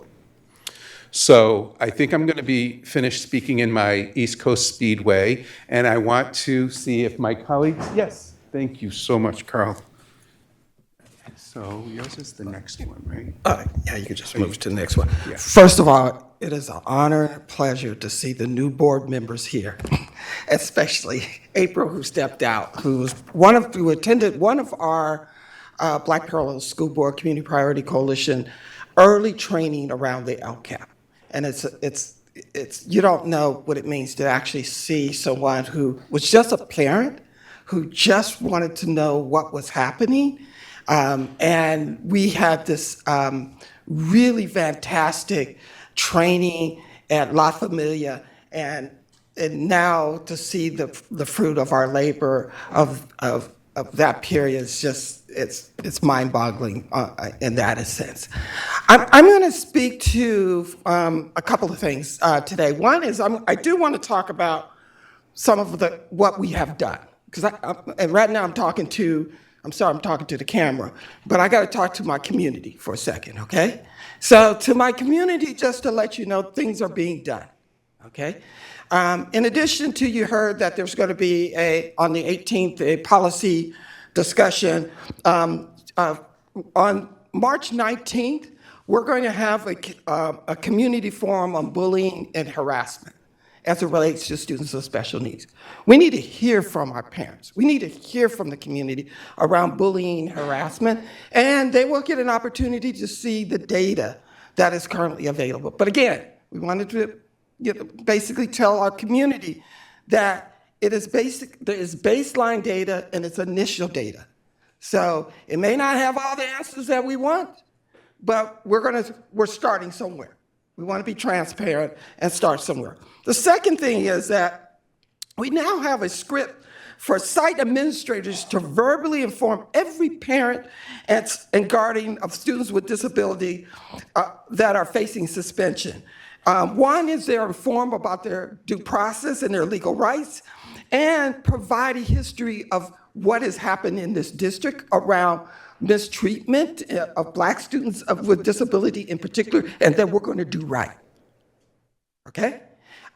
So I wanted to inform all our community members that and particularly parents who have child with special needs, please take a look at it. Please make sure they tell you what your rights are, okay? We're hoping that it's in writing, but we know initially it's going to be orally as well. The second is that there are material at the front office that have been developed for public-facing staff to respond to and direct parents who have questions about IEP. So we have the, on the district website where they can contact folks or tell people what is going on. So we want parents here and community members and students to know that you're being heard. This is a slow, treacherous, long process, 22 direct, 150 activities. It's a lot of work because it took almost 200 years in this district to get us in this mess. So we're gonna try to get this right now, okay? So we also know that when you think you solve one problem, another one pops up. So that's why we have 22. We're gonna hit them all 22 at one time, okay? Instead of waiting for the next problem to pop up and then trying to resolve that. The other thing is that, one is that we're gonna be working to have 2 family liaisons that would be working with parents, because oftentimes when parents have questions, it may be just some simple answer. We get flooded with calls. Black Parallel School Board, we get calls continuously from parents, and there may be just something very basic and very simple, okay? And they just need to talk to someone. And it may not be the principal, it may not, and sometimes it's the teachers supporting and who wants also help and support, but they're at least be able to have someone that can speak to their language. Now, we all know not all our people speak standard English, okay? So oftentimes we use standard English as the baseline to how we talk to our parents. Our parents come from many diverse communities. And just for those who are not familiar with our community, we don't all speak the same. We sometimes use certain, if you come from New Orleans, you have a certain Creole you got going. You come from the East Coast, New Jersey, you got that going. Everybody has a different way of speaking the language. And in mixed families, they have also a different way of, speaking and relating and having a conversation. And there's differences in between class within our community. If you're middle class, you have a certain set of language. If you're not middle class, you have a different set of language. And we understand that when we're working with our parents. But I wanted to give you that in a sense that just to let you know that we are not wanting to be in an adversarial position. We are your partners. We're gonna make this work together. Communication is key. Executing and implementing what's in the action plan is key. Every aspect of the action plan, not just data. Because I'm gonna tell you right now, when we first started with the Black Parallel School Board, I had this report called the State of Black Students. I had all kinds of data in it. We had a community forum. Black parents says, "That's nice, son, sit on down. Let me tell you what the real problem is," okay? And what they told me is they wanted to have an opportunity to talk more than 2 minutes in front of the school board meeting and have someone talk back and help them to get through their situation. That's what gave rise to the Black Parallel School Board. It wasn't no data report that gave rise to the Black Parallel School Board. It was the parents saying, this is what we want. And I think this is where we have to maintain communication. We need to see each other as partners and how we work and get through these challenges together. And lastly, I just want to say, and I'm on several of the committee. I'm sorry I'm taking longer than normal, but y'all move quick through these meetings. The last thing I want to say is, when you're working with us, please understand, we help write the action plan. We know the action plan. We know the intent of the action plan. So please call on us first. Not necessarily always your attorney or someone else. They just read the product of the action plan. We know this action plan better than anyone else. And every time have to go back to my community and explain to them what's in the plan and what we're doing, what is Sac City Unified School District is doing. And that's my job. And if I fail on that job, then we have no right to continue. And so I wanted to make it clear that please reach out to us. Think of us as partner, even if you have to use the bat phone to contact us because you don't want to make it public, that's fine. We're cool with that. But most importantly, we know that there's a lot of pieces in there, and we can do this together, and we will do this together to make this real for our parents, and not only just for Black students with disability, but ultimately for every single student who are special needs, and recognize that they are genius in our midst. Thank you.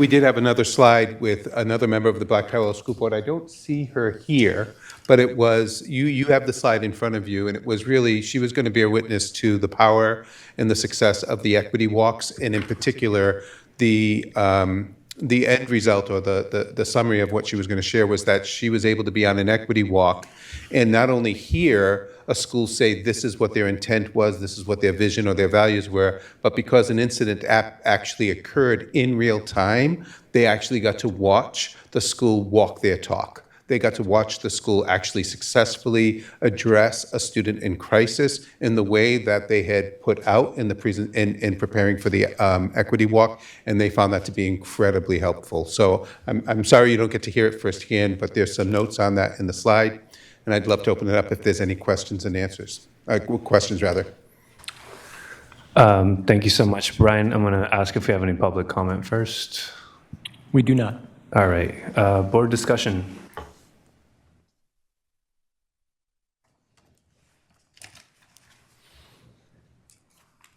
Mercado. So I'd like to go back to that seed that was planted that you mentioned, the reviewing of the policies.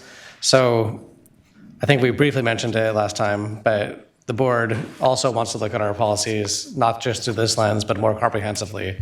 So I want to make sure that we don't duplicate work and that we don't ask community to work on something that we are already working on. So I'm wondering, how do you see that working together? What kind of a product would we expect to see? And also, I guess I would just ask, not like here's a policy, implement it, but here's a policy, now what's the next step?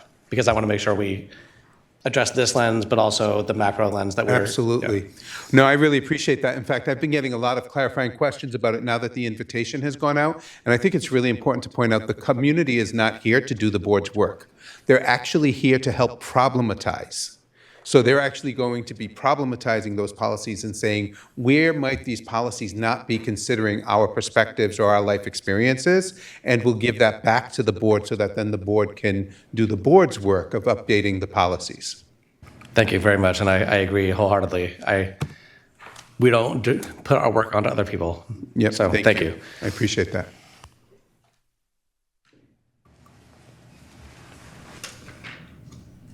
I don't know if any of the board members are planning on attending that night, but similar to the equity walks, my request would be if you do come to the equity walks or if you do come to the policy night, which I would love to see board members at, the role that we would ask you to take would be of a silent observer, just to allow for that process to happen.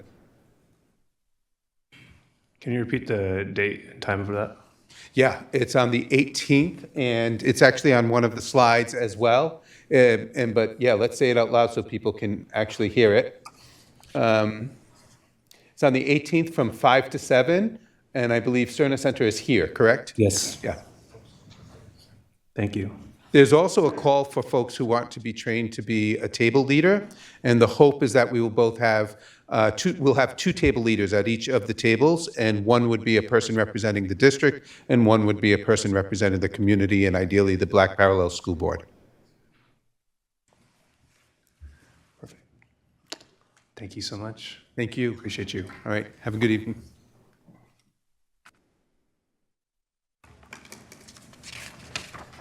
All right, moving on to item 10.3, the English Learner Parent Engagement, SUSD ELAC Implementation Update.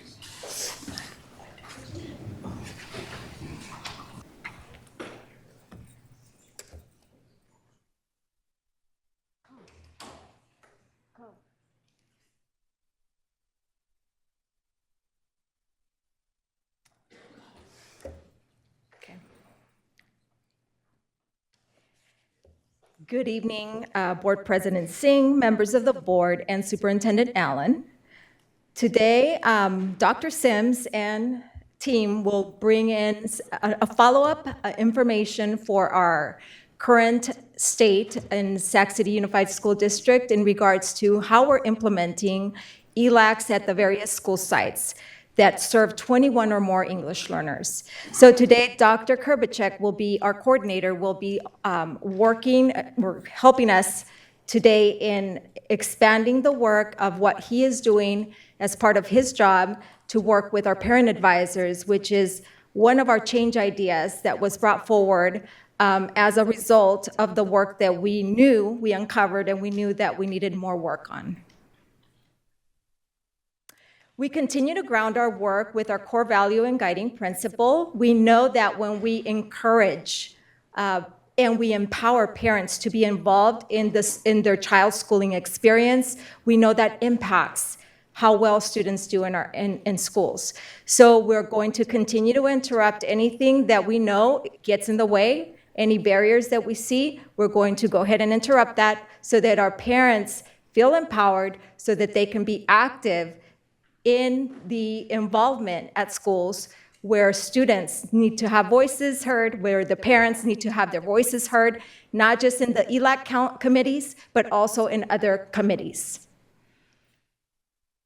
So today's agenda, we will hit on 6 points. We will go through the legal references, laws and regulations that govern around the implementation of ELACs and school involvement with our parents. We will also talk briefly about our multilingual literacy goals. We will focus on one, which is EL1, which is ELACs and the implementation of. We're also going to highlight the instrument that we use to guide our work. It's not just the compliance work. I just want to remind everyone, we're not here to check off boxes. We use these compliance instruments because that's the foundation of the work of basic and essential services for our students and families. We are also going to provide you information on what we're doing as a multilingual literacy department to support our schools, as well as bring you some data that shows how our schools are doing. And we will also highlight the ELFPM schools that were very involved this year with our team.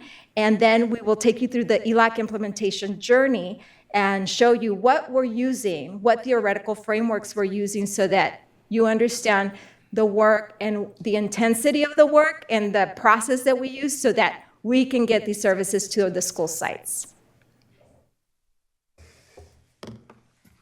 Thank you, Dr. Sims, and good evening, President Singh, board members, and Superintendent Allen.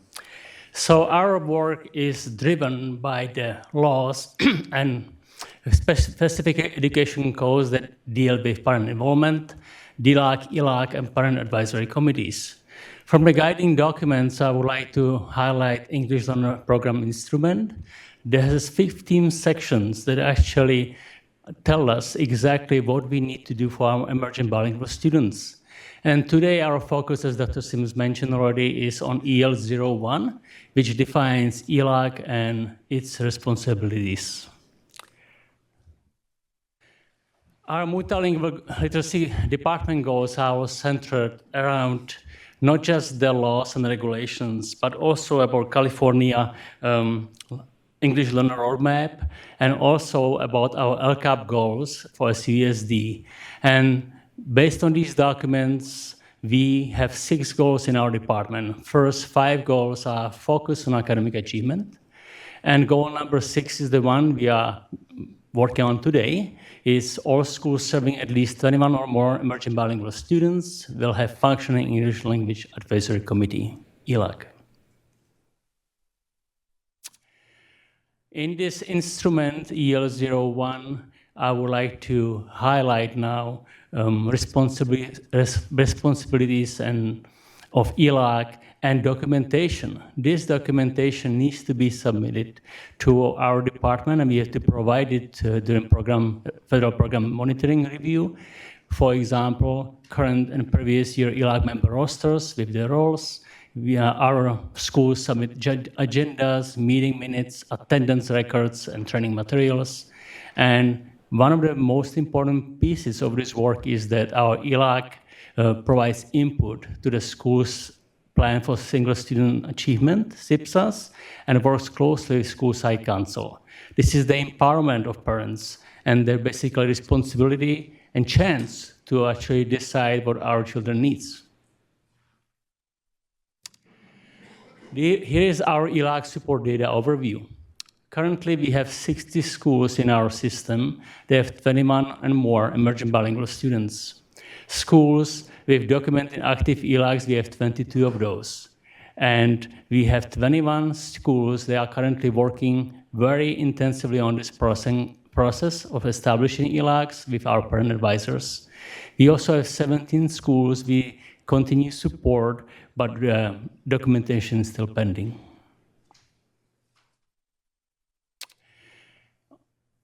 This is the opportunity for us also to recognize hard work of federal program monitoring schools this year. We had 6 of them: Elwarren, Isidore Cohen, Suyu, Fernbacon, Wilsey-Wood, and Rosemont. And on behalf of multilingual department, I would like to say thank you to ELAC members and committees and the principals for working with us diligently and closely to provide all the required documentations so we can pass our FPM review. Here is our overview of our system that we call MLD support system. It's our implementation journey that started at the beginning of this school year, and we are still working and developing, improving it. So MLD support system has the important part, which is parent advisors, coordinator, principals, and ELAC officers. These are the people that carry the load of the work, and they form ELAC teams. These teams are in collaboration with the sites, and also we embrace and foster collaboration between the district and the sites. So we are one team to support our students. We use resources, ELAC Toolkit, which has, for example, ELAC Handbook, bylaws, ELAC documentation, and also ELAC Implementation Process Map. These are resources that help our teams to develop ELAC engagement plans, which are site-specific and reflect the needs of each school site. And finally, here on this slide, you can see that we have, so far, our parent advisors visited 136 school sites this year. Actually, 136 visits, not school sites, total. It's okay. We have too many, so I was too excited about that. All right, so here is a highlight also for engagement support that we also do. In addition to our ELAC implementation work with engagement plans and meeting support and scheduling and training of ELAC members, compliance and assistance, they also help on a regular basis based on the request with recruitment events, parent-family nights, interactive workshops, coffee chats, back-to-school nights, translations, you name it. We are available and we are flexible. We are here to do the work. Here is our diagram of theory-based learning that we use data and framework PDSA cycle to constantly review and improve our work. We plan together with the sites, we do the work, we study what we can improve and strategies that might be the best for each individual site, and we act on it till we have an ELAC number 1. And we have to have 4 of those during the year, so it doesn't stop. We need to continue. And we also collaborate very closely with our departments, with PACE departments, attendance office, for example, and community schools. So we use the resources effectively. And before I move to the next slide, I would like to just say thank you very much for your attention today to our presentation and our ongoing support that you do for us. And Nicole will pass you also folders that has additional information, or she has done that already. So it has information that you can actually see in this presentation as a reference, and also we have school size individually so you can see where you stand with documentation and work that needs to be done. Thank you very much. And lastly, we would like to provide you with our contact information. We're all well-trained on what to do regarding the resources that we have for our students and families. So any one of our members is willing and able to help you at any time. So now we're open for questions. Do we have any public comment? We do not. Thank you. Do we have any board? Member Rhodes. Thank you for the presentation. I just have one quick question. How are our ELACs connecting and interfacing with the DLAC itself?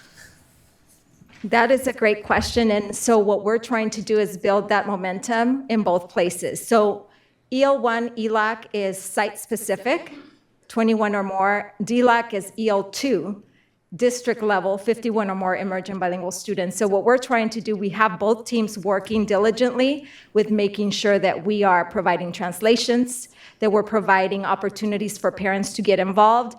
As of recent, we now have a full board for DLAC. That's why they haven't been coming, because we had a transition moment where we did not have parents that wanted to be involved because they didn't know what it was to be involved. So it takes a lot of communication. It takes a lot of work. Meetings in the evenings, lots of work on behalf of the team to make this happen. At the end, what we want to see happen is the parents leading parents. We are only facilitating. Eventually, we want to be able to step out of our jobs and say, okay, the parents now have it and we're good. Now what can we do next? How can we improve our district in other ways?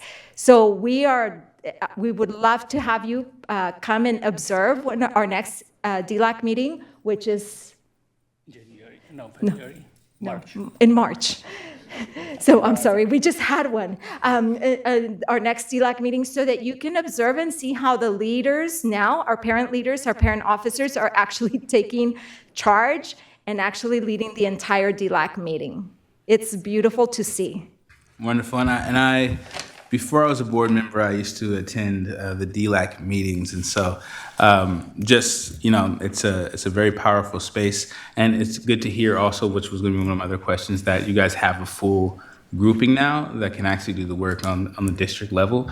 And then on your ELAC level, how are we doing with families actually being part of their site-based ELACs? So as I showed you in the slides, correct, it's our ongoing work, and we are engaging with them very closely. Given a chance that we have parent advisors, and we can also communicate with them. We have from Afghanistan, we have other languages that Mr. Ahmadzai can support, and Marcela Cardenas, she can support Spanish. It makes a big difference. So we are working closely with the site. We don't need any support. As I said, we are also based on the request, so we don't distinguish that, correct? We see the one work together, engage with the families, build the trust, and empower them. And our DLAC presentations are really designed that you can take them back to ELACs, and they provide the information useful to the school sites. So it is ongoing work, correct? But I think we are at the beginning. We have some good foundations now, and we will continue to review it and identify best strategies to increase the participation. Thank you. I will yield the rest of my time to my colleagues, but once again, the work that you guys do are very important. Specifically in my trustee area is very impactful. So however I can assist, or if we want to look at how we engage with parents to be more involved, then maybe we can think of some creative ways to do that because of the importance of this committee to make sure that those voices are heard and uplifted in spaces that sometimes they don't get the opportunity to be in. Thank you. Thank you. Thank you. Student member Chu Griffith. Thank you for the presentation. I just had one quick question. I was wondering if you guys knew if there was any student representation or participation on any of the school's ELACs. As far as we know, at this time, we don't have any student representation in ELACs, but we do have student representation at DLAC. In fact, we have a very active West Campus student that is actually took over one of the office or positions and is leading. Yes. Unheard of. Like, I had never seen that. And she just stepped in, and she's doing a beautiful job. In fact, it's her mother and the daughter. It's mother and daughter, and they are part of the officer team. And we will continue this work because she's going to graduate this year, and we are already thinking about how we are going to recruit more students, and we use this opportunity to also help recruit students in our school. So we identify some strategies to do that. So thank you for the comment. Awesome. Thank you. Member Ibarra. I pushed the wrong button. Okay. Well, good evening. I just want to say thank you for the presentation, but really for the work. I think, Dr. Sims, you've seen me in many spaces advocating alongside ELAC families, both at sites and at the district level. So to see the transformation, I think, is something worth noting, especially because you are absolutely right. When you create the spaces for parents to have those voices, they're able to drive that change. And what it looks like is something that you didn't get to encapsulate because you have such a short time. So I just want to highlight the beauty of when you really invest in creating these committees that sometimes seem like we're doing it because it's checking off the boxes, right? But to transform that. And so I'm a parent at Hiram Johnson. And so I've been part of many committees there and saw the transformation in the last 4 years of where they were with their ELAC and where they are now. And it was imperative that they had the support of and the safety net of their administrator to be able to have that space and advocate for the things that they want. And one of the first things you see when you walk into that school is somebody sitting in the front that speaks Spanish, because ELAC families came together and advocated for that, right?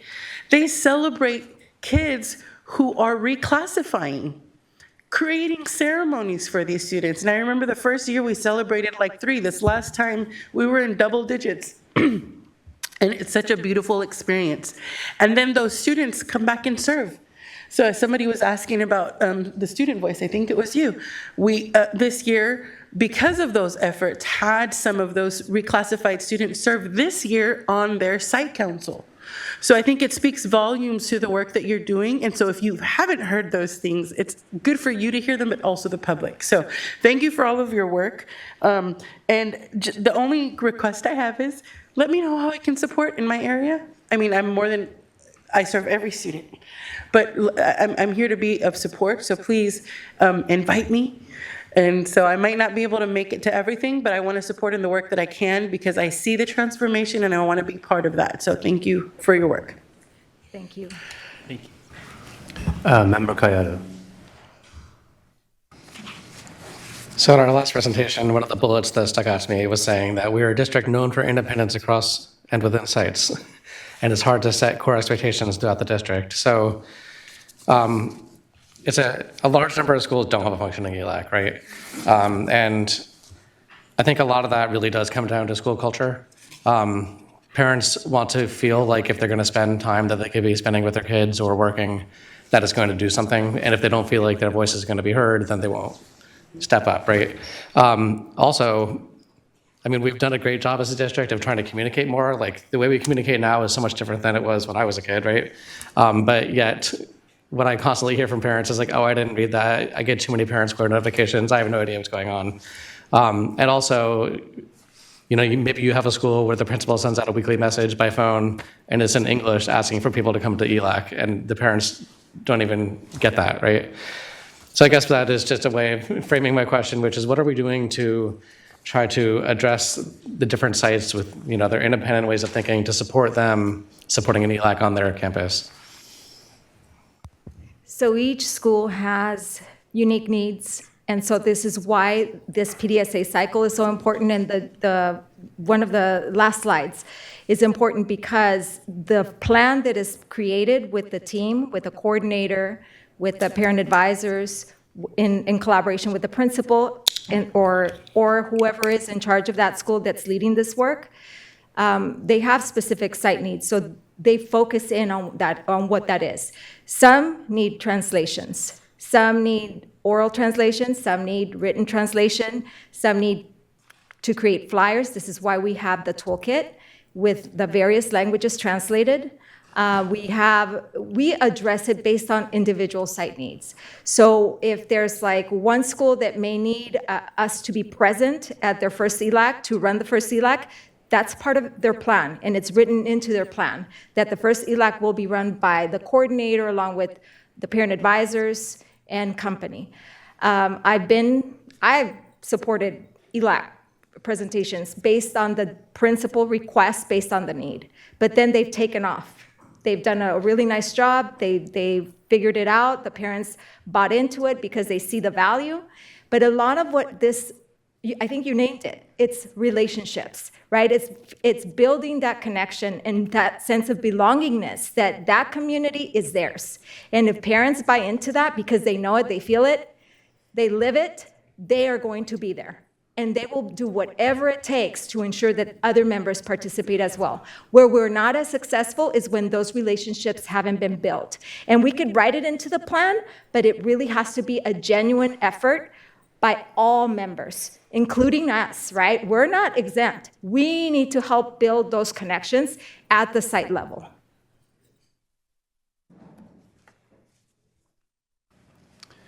Member Navarro. Hi, so I want to thank you guys for the presentation, for the work, obviously, and I want to make myself available to help recruit parents. I do speak Spanish, and I was an English learner at some point in my life. I was 11 when I came to the U.S., so I had to learn English, so I have that experience. And my parents were really involved and really passionate about education, so that worked for me and my siblings, really. So I want to make sure and let parents know that that makes a big difference, and I want to make myself available. So whenever you need me, let me know. I'm available every other Friday. So next Friday I'm available, and then and then 2 weeks from then. So let me know. I'll be in contact with you. I have your info. So, Thank you. thank you. All right. Thank you so much. Okay, thank you. Have a good day.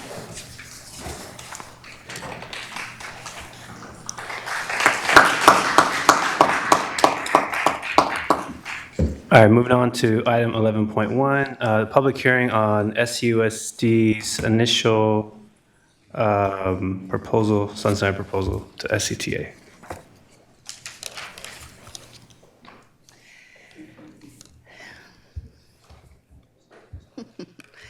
Good evening, Board President, Board members, Superintendent. We are here to share with you public hearing first as we prepare for our negotiations with SCTA. We have that particular contract that ends June 30th of this year, as well as SEIU. The others end at the end of June 30, 2026, so a little bit more time. So we have some members of the negotiations team here that I want to introduce you to, as well as to let you know who is serving on your bargaining team for this particular session. So I'm Concy McCarn, your Chief Human Resource Officer, Janae Marking, Yvonne Wright. You know, Janae is your CBO, Yvonne Wright is the Chief Academic Officer, Dan Shalik is our Director of Employee Relations, Tammy Mora is Analyst of Employee Relations, Becky Bryant, Interim Assistant Superintendent of Special Education, Erin Finley, the Assistant Superintendent of Curriculum and Instruction, Enrique Flores, the Instructional Assistant Superintendent, Giovanni Linares, Director of SELPA, Special Ed, and Delsnesa Grantham, who is supporting us with legal counsel. So this team is a big team. It's a really thoughtful, intentional team to help meet the goals that we are trying to meet in this particular round of negotiations.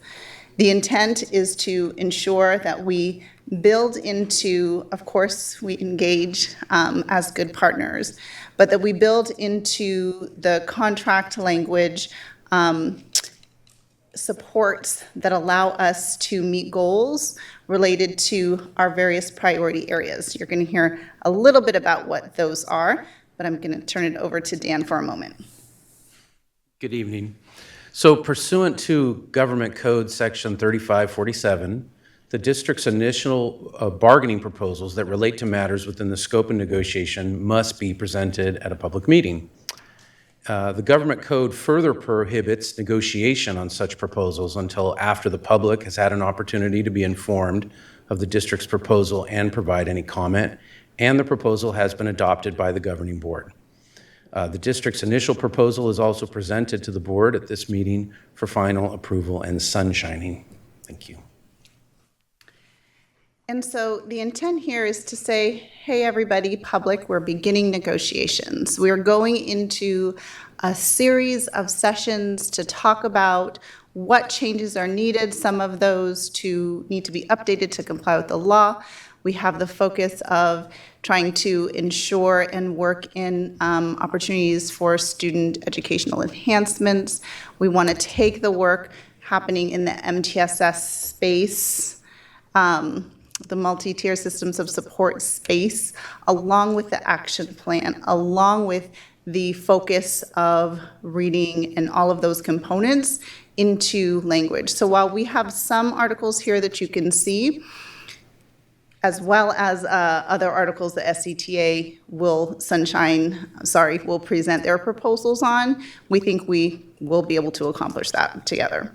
We're encouraged by how we've been able to engage and interact in previous session and look forward to working together in this one with all of these perspectives, with this, the forefront. So this is to share that we're here, we're going to get started, and we'll be ready to pass proposals. So with that, we're happy to answer questions or not. Do we have any public comment? We do not. Do we have any questions? Oh, Member Jean. I just want to say thank you for the clarity. I really appreciate this last slide, page 5, looking at like the 4 priorities and kind of that broad idea of the conversations you're going to have, and say I support each one of those. So thank you for sharing those. Thank you. All right, well, that's an informational item. So jumping to 11.2, the approval of Sac City Unified School District's proposal to SCTA for the negotiations. So it's really this, slide 5, as to why we're here. And I do want to say that before we began this particular round, we did something we haven't done or been able to do in the last several rounds, which was we offered an opportunity for our district leaders to talk and share, tell us what their goals are, what their departments are working on, what's tricky, what's fantastic, so that all of that comes into a space where we're able to be in a more, in a better situation and position to really have those things in mind with a large team with various perspectives as we engage in language changes and other proposals. So I should have added that. Important to know. Glad we have a second item, so happy to take questions. And there's 4 minutes. Anybody want to say anything? No? Okay. I do want to say the HR team is here standing at the end. They're amazing. All right, do we have any public comment, Brian? We do not. All right, and I don't see any board discussion, so this is an action item, so we are going to need a motion. Oh, Member Jean. I'm sorry, I totally snuck in there while you were saying. I don't see any. I just wanted to take a moment to celebrate. When I was elected 2 years ago, we were in a very, very different space. And to just be in a space where we are actually bargaining before contracts have expired is utterly amazing. Like, that's the process it should be. I appreciate the collaboration and the shift. I appreciate the thoughtfulness and changing in our approach. And I'm really excited to see how our labor partners and their visions and their dreams and their desires and their needs are being part of the collaborative conversations that are happening. Because ultimately, when we all work together, kids win. That's why we're here, right? So I wanted to uplift and celebrate all of that amazingness of big change in the last couple of years. And I'm looking forward to what it looks like to do the hard work the right way. And that's where we're headed now, right? So thank you. Thank you. Very glad I called on you. Now, if we have a motion. So moved. Second. All right, moved by Member Rhodes, second by Member Jean. Let's start with the roll call. Student preferential vote first. Aye. Member Jean. Aye. Member Kayada. Aye. Member Benjamin. Aye. Member Navarro. Aye. Member Rhodes. Aye. Member Singh. Aye. Member Ibarra. Aye. Thank you. Thank you. Good luck.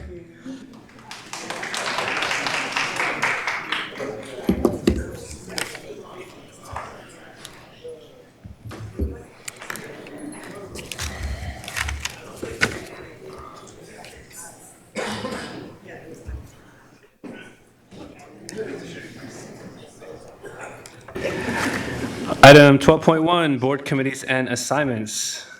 Hello, Erin. Hi, good evening. Clearly, I'm not Yvonne Wright, but I get to be here tonight to present the district advisory committees on her behalf.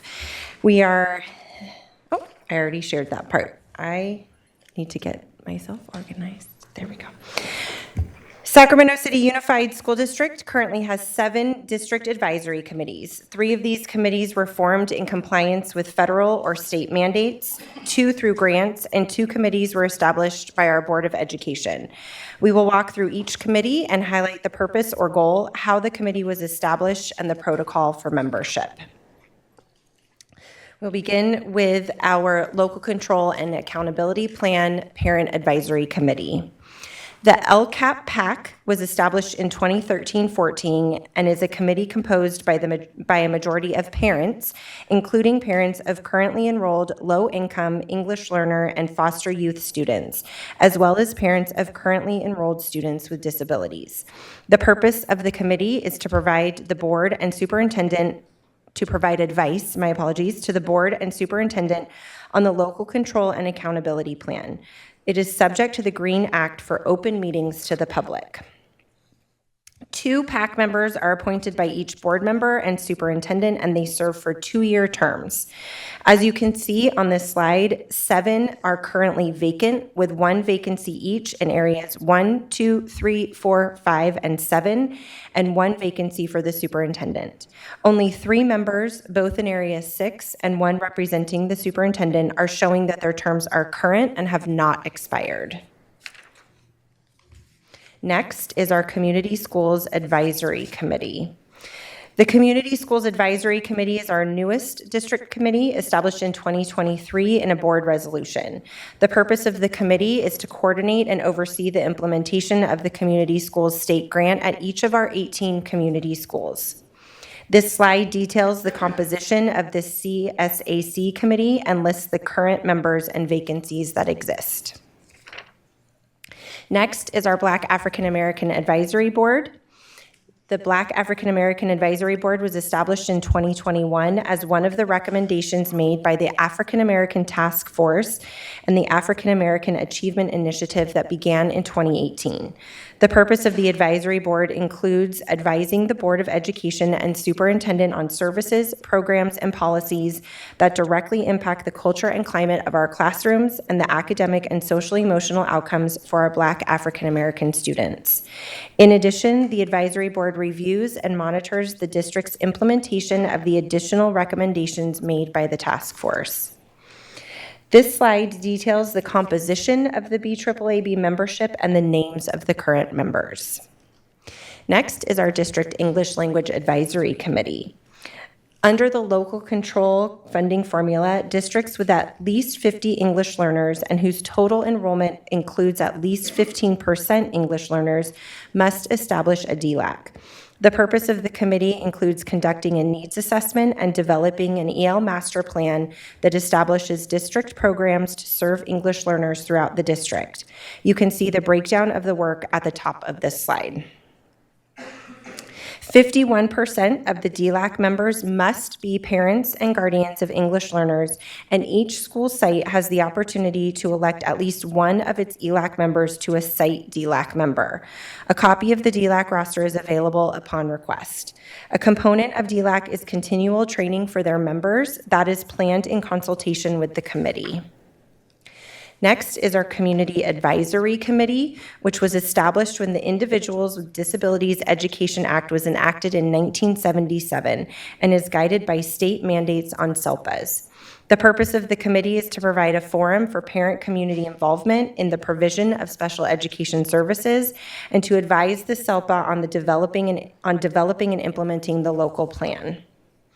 There are between 30 to 40 members on the CAC, and the majority of the membership must be parents.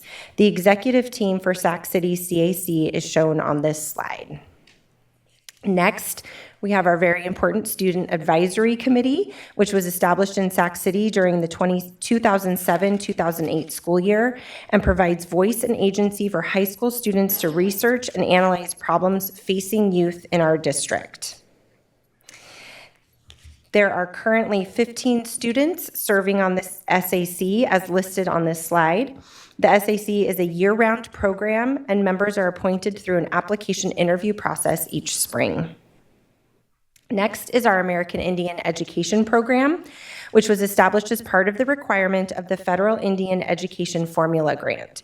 The goal of the committee is to guide the district in program offerings and allocating funds to support the program. The committee must be comprised of parents and relatives of SCUSD Indian students, teachers and students at Sac City schools, and representatives of tribes on Indian lands within 50 miles of Sac City schools. As you can see on this slide, the current committee is made up of 13 members with five elected positions: chair, vice chair, secretary, and 2 treasurers. And we will now open it for discussion. Brian, public comment. We have 2 speakers. Erin Leone has multiple cards for a total of 8 minutes, and then she'll be followed by Terrence Gladney for 2 minutes.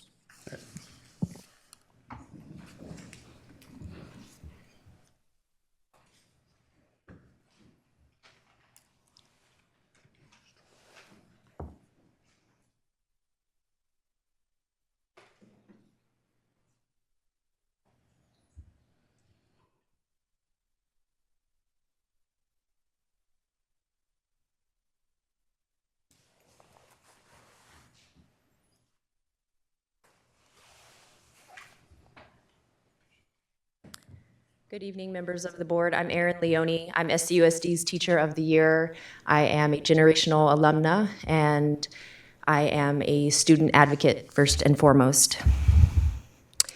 Tonight, as you take action, I want to remind you why we are here. We are here because harm has been done in our schools, harm that cannot be ignored. We are here because educators hold a sacred responsibility. And when that responsibility is broken, when harm is inflicted on students and school communities, there must be a system in place to address it. Accountability is not about punishment, it's about integrity. It's about ensuring that classrooms that we send our students into every day are spaces of safety, growth, and trust. When harm occurs, we must respond in a way that not only acknowledges it, but works to repair it. That is what our accountability and restorative justice policy proposal stands for. That's what this moment is about.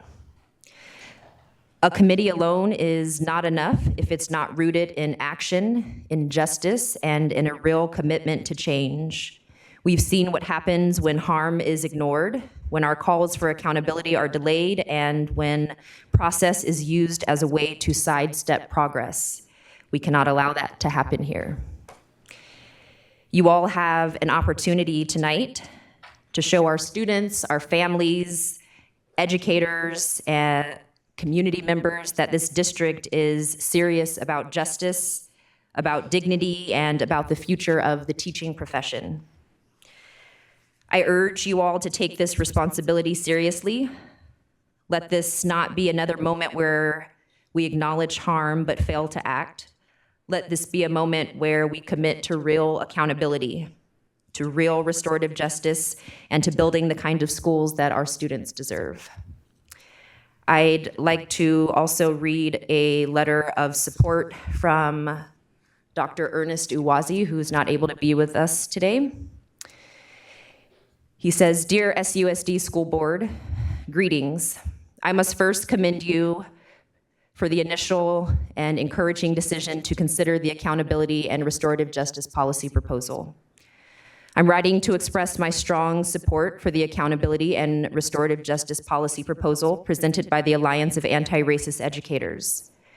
As an expert in the teaching, training, and practice of restorative justice, with both local and international experiences, developing and piloting programs that promote peace, equity, and accountability, I recognize the urgent need for policies that address and repair harm caused by or to educators within school communities. Restorative justice is not just a theoretical concept, it's a proven framework that fosters healing, strengthens school communities, and ensures meaningful accountability.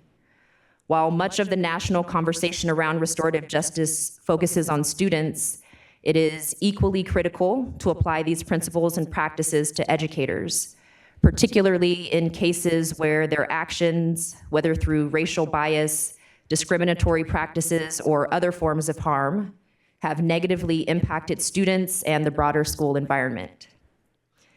The policy proposed by the Alliance of Anti-Racist Educators seeks to establish clear, restorative mechanisms for addressing educator misconduct.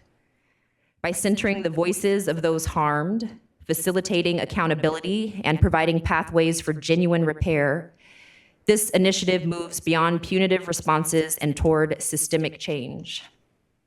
It ensures that when harm occurs, there is a structured process for acknowledgement, accountability, and meaningful restitution. I firmly believe that for schools to be truly restorative and equitable spaces, educators must be held to the same expectations of accountability and repair that we seek to instill in students. Implementing this policy will not only help rebuild the trust within our school communities, but will also uphold the integrity of the teaching profession. I fully support the effort and encourage its adoption and fair implementation with anticipated measurable results that enhance the school climate. Your mission to promote a safe space for all in schools will be achieved through the restorative justice mindset and action. Signed, Dr. Ernest Uwazi. He's a professor of criminal justice at Sac State and the director and founder of the Center for African Peace and Conflict Resolution. Thank you.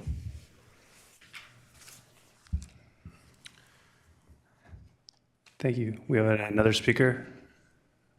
Oh.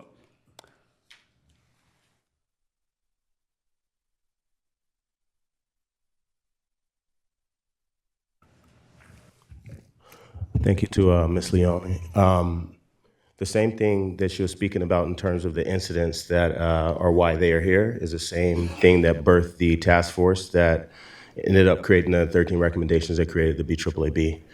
So there's an established pattern of failure to provide a safe district for all of our students, including obviously Black African-American students, many others, and our educators as well. I serve on 3 of the committees that are on the slideshow. Thinking back to what Dr. Sims said about the DLAC committee, in the LCAP space, at some point in time, I served on the first 2 years of the LCAP, and then I stepped away and I came back into the space a couple years ago. But at some point in time, it changed from being a parent and community-led committee and is now being district-led, and that's not the intent of the law, and it's not the reason why any of us are there. Those conversations need to change, and it needs to be led by those who are doing the work. It's not the burden of staff to carry on the entire load of the LCAP. We as PAC members are there to advise and conjure up and dream the biggest dreams for our district, and then from there, staff is supposed to disseminate what's possible. So I hope that we can get back to that space soon. As a member of BAAB, I'm proud to be listed next to the Student Advisory Committee because I think that, the work that you guys do is monumental. We had a student member last year who was one of you guys' members, and your voice is the most important voice. A lot of times as adults, we're in the space and we speak on your behalf or we try to advocate for you and your fellow students, but there's no way we could do that ever as eloquently or beautifully as you. So thank you for coming and representing, the current rep in the long line of wonderful scholars. You guys represent the best and brightest of our district that we want for all of our students, so thank you. All right, thank you so much. So I'm going to give a little bit of background before we open this up to board discussion. So all of us here serve equally on this board. All of us have an equal voice, and we're all in it for the right reasons. And I'm very firm in my belief that we are going to work together to create some real change. And part of the reason that I wanted to talk about board committees is because of the presentation that we just saw. And that presentation really speaks to something that stood out to me was vacancies, right? There's vacancies, but there's also new board members, so it's an opportunity for you all to fill those positions and find folks who can fill those positions. But it's also a call out to someone like me who's like, hey, why is there still a vacancy in my area? That's something I should be focused on. I want to point out, though, that oftentimes our committees, when we get the presentations, it's just a few minutes of updates. I would ask that you remind us at those meetings that there are some vacancies, right? Call us out specifically, like, hey, you still need to fill that committee, because it's important, right? It's part of what helps the committee itself function. So one of the functions, I guess, that I have as president is that we, at the pleasure and support of the board, creating committees, supporting committees, and assigning liaisons to our many committees that we have here. So in talking about that, I want to talk about first the creation. Well, I'll first say this. I'm very happy with the committees that we have. I think there's opportunities that we'll discuss further, but I do want to start by saying I would like for us to continue with the committees that we currently have. I have no recommendation to remove a committee. If anything, I have a couple of recommendations to add some committees, and then hopefully we can have a discussion around that, and then we'll talk about the liaison positions and what that'll look like, and hopefully lay out some expectations for what we can do as liaisons for our district committees, if that sounds good. All right, so the committees that I would like for us to explore adding, recommendations that I have is 3 committees. I know, we already have a bunch of committees, but we're gonna talk about 3 committees. The first committee I wanna talk about is the creation of a restorative justice committee. In conversation and lots of public comment, the proposal that I would have is have our attorney consultant here, Mark Harris, who consults the district on civil rights and racial justice issues, to help lead this committee from a district perspective. We want the committee to explore the ideas of restorative justice beyond just the conversation of teachers. So I would like all of our labor partners to be represented on this committee, not just a conversation around teachers, but also we have SEIU, UPE, Teamsters, TCS, and SETA. So I want to make sure that this committee expands beyond just a conversation with the space of educators. And finally, tasking all of our board members with finding a community member to be on the committee, preferably someone who does not currently serve on a committee. We have a lot of folks, we're putting a lot of onus on community members to take on multiple roles. I'm sure there's folks out there who really want to put their effort into restorative justice and have great ideas. And I'm sure those folks exist in all of our neighborhoods and all of our areas.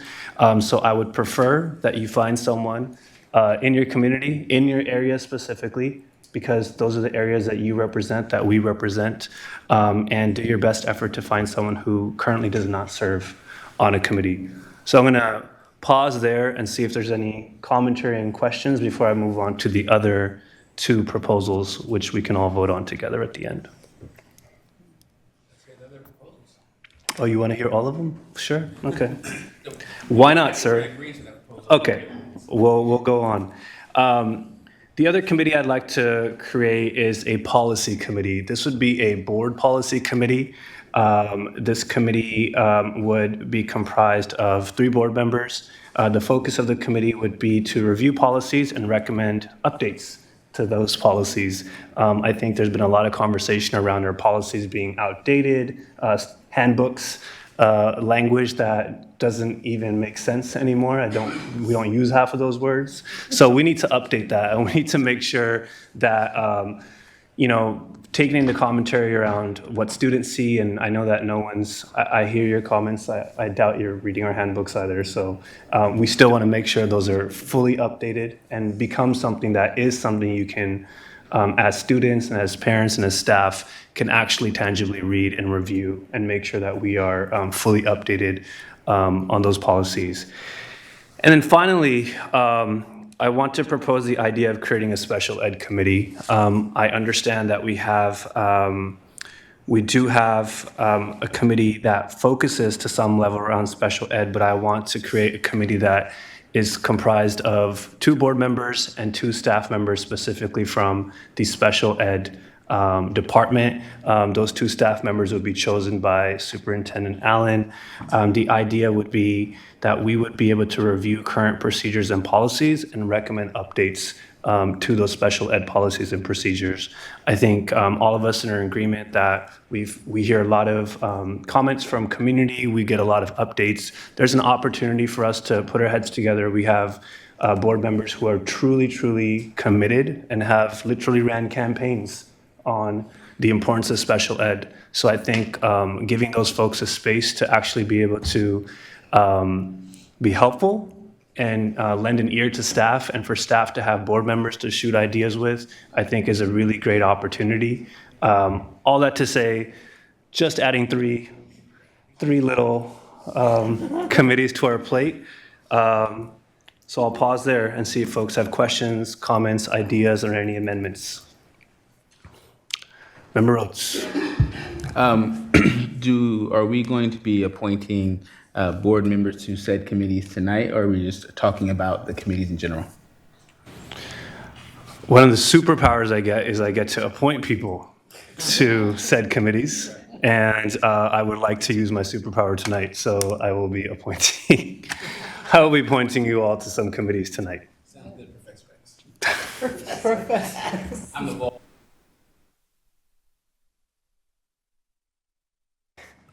Any other comments, questions? Member Navarro, go ahead. So in the last board meeting, we talked about ad hoc for some or possibly for, if not all of them. Are the board committee, the policy committee and the special ed committee, are those permanent? I think they should be permanent, right? So I received some legal expertise around the word ad hoc, so I'm going to explain that. Although I should know that, but thank you, Ann. So an ad hoc committee would be a committee that has only board members, would require less than quorum, so 3 or less, wouldn't have any standing subject matter jurisdiction. So essentially, we would have to have a committee of only board members, and they would have to be less than 3 for it to even be an ad hoc committee, right? And the conversation and the discussion pieces can't be focused per se. So in that sense, technically, the policy committee would be an ad hoc committee. The other committees would not be ad hoc committees. In terms of the scope, that's the next discussion is once we talk about the assignments, we can talk about some of the scopes that we want to do within this work. So I don't think we're actually going to switch to a permanent or 1 year or 2 year situation on any of our committees. But what we can say is that if any of these committees do meet their goals, then we can have a conversation next year about closing the committee out. So for example, if the policy committee was able to update all of the policies that it wanted to update, then technically we can call for that policy committee to be dissolved next year. Although I'm assuming that policy continues to shift every month, so we probably don't need to dissolve it. Did I get that right, Ann? Okay, cool. Thank you. Member Kayada. So in the past 2 years, we also had a communications committee and a legislation committee. So would the intent be to not continue those and to see if the need comes back, or to continue those as well? I absolutely forgot about the communications committee that you and I were on. So with that, we're not going to have a communications committee. I trust communication. I trust anyone. Just because we have a committee doesn't mean I don't trust you. But I think we have a lot on our plate, so I don't think communications is a need right now. And what was the other one? So I like the policy committee, and I think that'll encompass legislative actions, and we can look at the expansion of that if we need within the purview. Member Jean. I really appreciate your thoughtfulness. Two of the real hard issues that we're consistently hearing about, both in restorative justice and anti-racism and in special education. And I really appreciate the thoughtfulness in thinking, how do we move forward effectively as a board in this work? So thank you for that. I also appreciate you thinking about like a committee from each area for our restorative justice committee proposal, and preferably like let's expand our work and getting some new people and new ideas in those rooms. Were there any thoughts about should those people be parents or have students in the district, or are we looking at community members as well?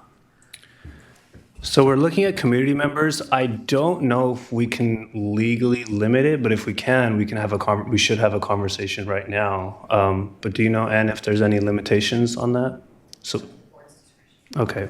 I mean, so technically we can say that we have to find 7 students for all I care, right? And if That's kind of what I was thinking too, like, do we want to invite students from the different areas or what that would look like? And I really do appreciate you including all of our labor partners, because the work of all of our adults, cultural change requires that. So I echo I'd love to have SCTA and SCIU and UPE and Teamsters and TCS all be participating in this work with us.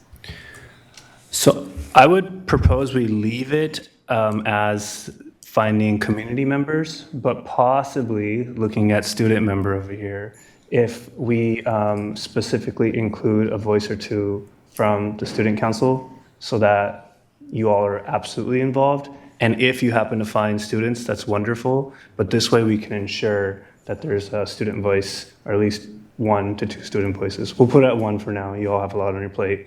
To ensure that there's a student voice represented, no matter what. Does that sound good? Sorry, to clarify, is this a single student representative capped, or is this a baseline student and then more students can attend if they choose to do so?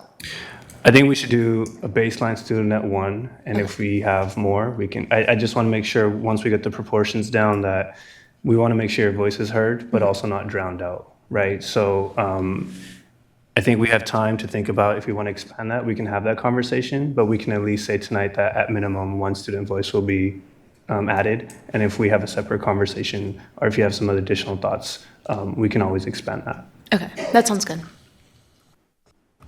Member Navarro. Yeah, so on the creation of the Restorative Justice Committee, how many members are we looking at? So I got 12 plus. So we have student. 7 areas, right?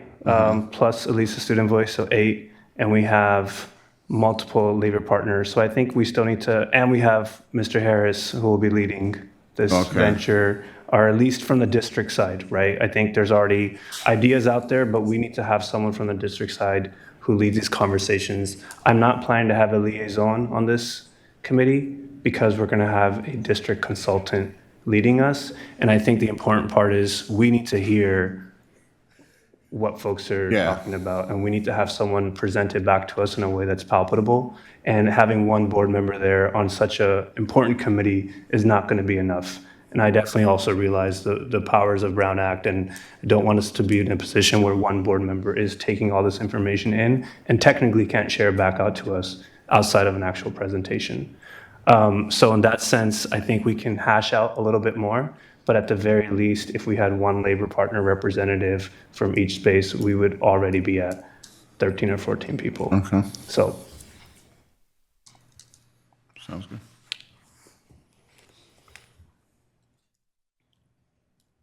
More questions? Member Rhodes.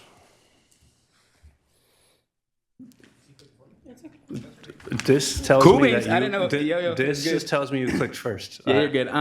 Question for the committees. Are you going to actually talk about who you're thinking about putting on and when is and who are you thinking about putting on to the committees? That's my question. Sir, I said I'm going to use my powers for people. Yeah, I'm trying to hear your powers though. I want to know. I'm not who's there on the yet. Committees. So excited about these committees. Yeah, that's what I'm saying. You can be on every committee if that's what you're looking to do. I can't do that, but I'm very interested in hearing. Yes, I'm going to get to that. I just want to make sure we're all on board with what we're doing here. And again, I want to mention, as we formulate and create these committees, there's going to be, and this is for the community, there's going to be a larger conversation around the tasks of the liaisons. In the past, I haven't even understood what my task was as being a liaison for something. The task that we want to put out there, so I'll just say it now, is that going to your representative committees and finding out exactly what's missing. There's obviously something missing. There's vacancies, there's concerns about what folks have said we're supposed to be able to achieve and we have not achieved. We need to be in positions where we can actually work as a bridge for people in the community and be a bridge to staff and other folks to be able to come back and say, here's what this committee is looking for. And what I'm going to put out there for all of us is that everyone who is in a position to be a liaison, which all of you will have a role by the end in the next couple of minutes, is to be tasked with, I said it earlier, 1 to 2 achievable items from that committee. I think there's a lot of things that we have said we're going to accomplish.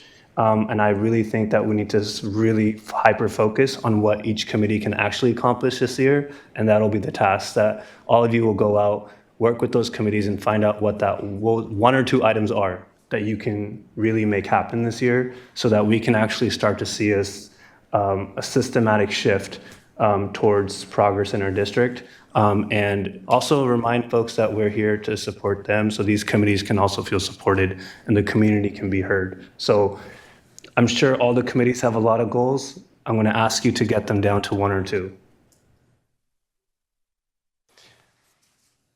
Member Ibarra. So what I originally was going to say changed because of what you just shared. With all of what you just said in mind and taking into consideration some of the comments that we heard here tonight, I think it's also important for us to notate that most of, if not all of these committees somehow will interlink to our LCAP committee. And I think that one of the comments that was made this evening has been a conversation that folks have all of the time. And I think that this is an opportunity to bring it into this space. And it is really looking at how we are utilizing our LCAP. To the comment that was made specifically on this item around the concern of who is controlling the agenda, I think is important to highlight here. Because I did sit on the very first LCAP committee, and it was something that I was so energized around. And it felt like I had came from a space where I was at a school where the administration made it safe for you to actually have a voice on the committees at the school site. And so that is the perception that I had of what committees are supposed to be like. And then I got to the district level, and time after time, and I want to say before I continue, this is in no way to be demeaning or to say anybody did anything wrong as far as like those who are doing the work, but it's to bring light to how we missed so much advocacy around folks saying in those spaces throughout that entire year that we didn't feel like we were getting information that we were requesting so that we can actually push the work forward and advise. And so I've heard it time and time again throughout the years in public comment being addressed to the board. So I think that with that information, it's also important for us to look at how we can interlink these. For example, the Community Schools Advisory Committee, the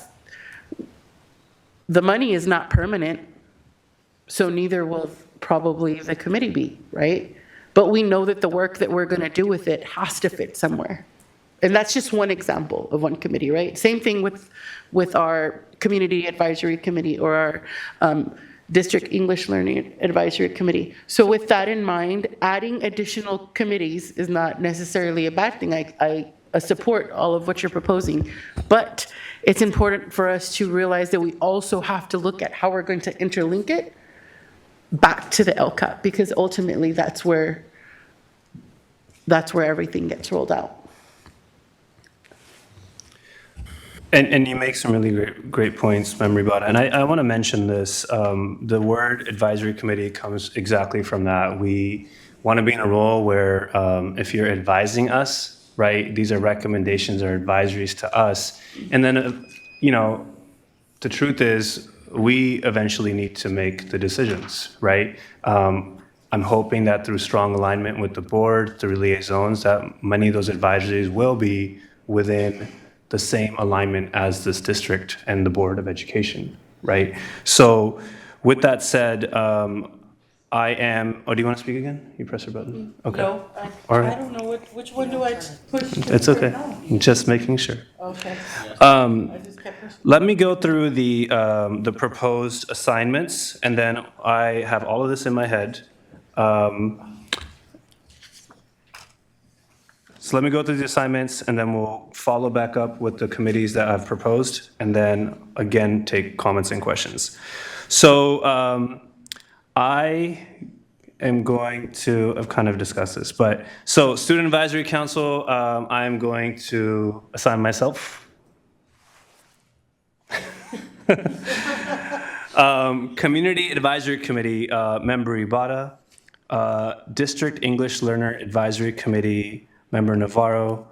LCAP, given something that you just discussed, Member Ibarra, I think it calls for maybe 2 members who can kind of connect and maybe jump back and forth. So Member Benjamin and Member Navarro, I'd ask that both of you help co-chair or co-liaison that committee. Black African American Advisory Board, Mr. Benjamin. Community Schools Advisory Committee, Member Jane. American Indian Education Program Parent Committee, Member Rhodes. For the Special Education Committee that we're talking about, I'm going to ask Member Kayada and Member Ibarra to be our board representatives on that.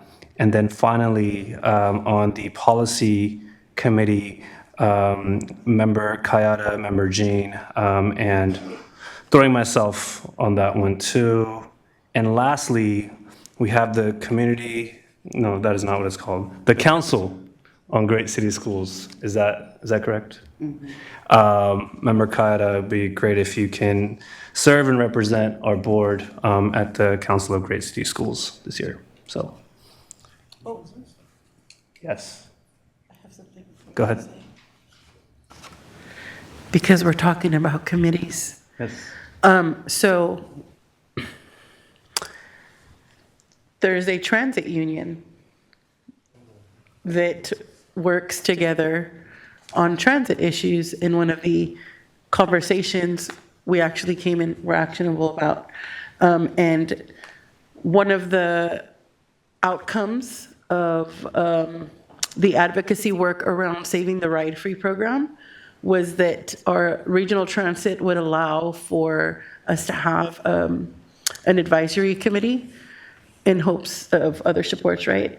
I don't want to go down into dig details because this is not the place to do that, but I will say that there is going to be a request for board representation. So just know that that's another committee you may want to appoint folks to. Is that an official committee? District committee establishment. Okay. It's our case. Okay. It's an RT. When we cross that bridge with our train or whatever we're riding, I will address it. Yeah. That's helpful. Thank you. Yeah. But for what it's worth, the policy committee, for example, could dive into a little bit of policy around taking on supports of certain issues such as the ride-free program that we have. So All right. Any other comments before I put all of this together?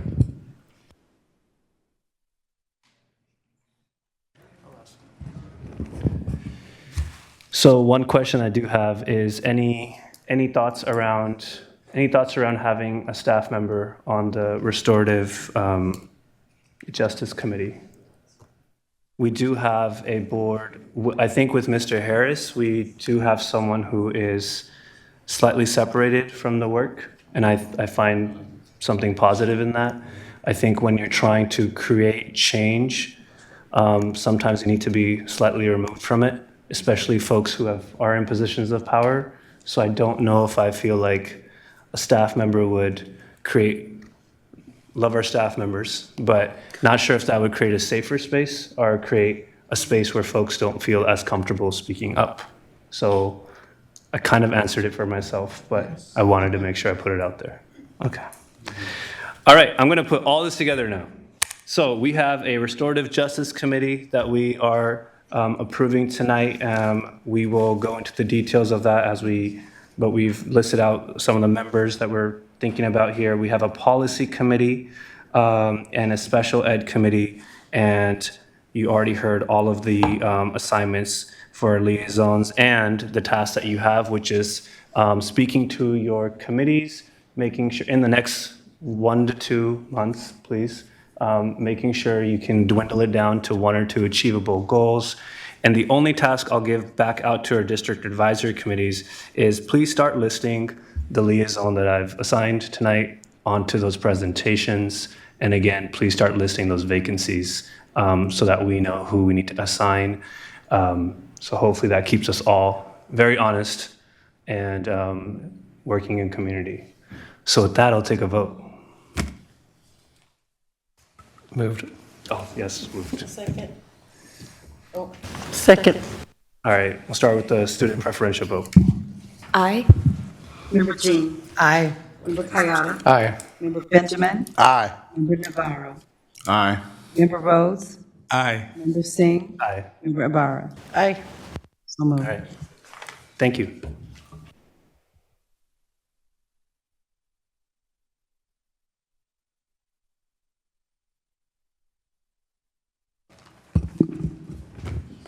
So moving on to, where are we? We don't have anything. That's it. Oh. Future board meetings are here, and they'll be here on February 20th and March 6th. I have a motion to adjourn. All in favor? Move to adjourn. Thank you. No, I was like late. Don't really need to. I know.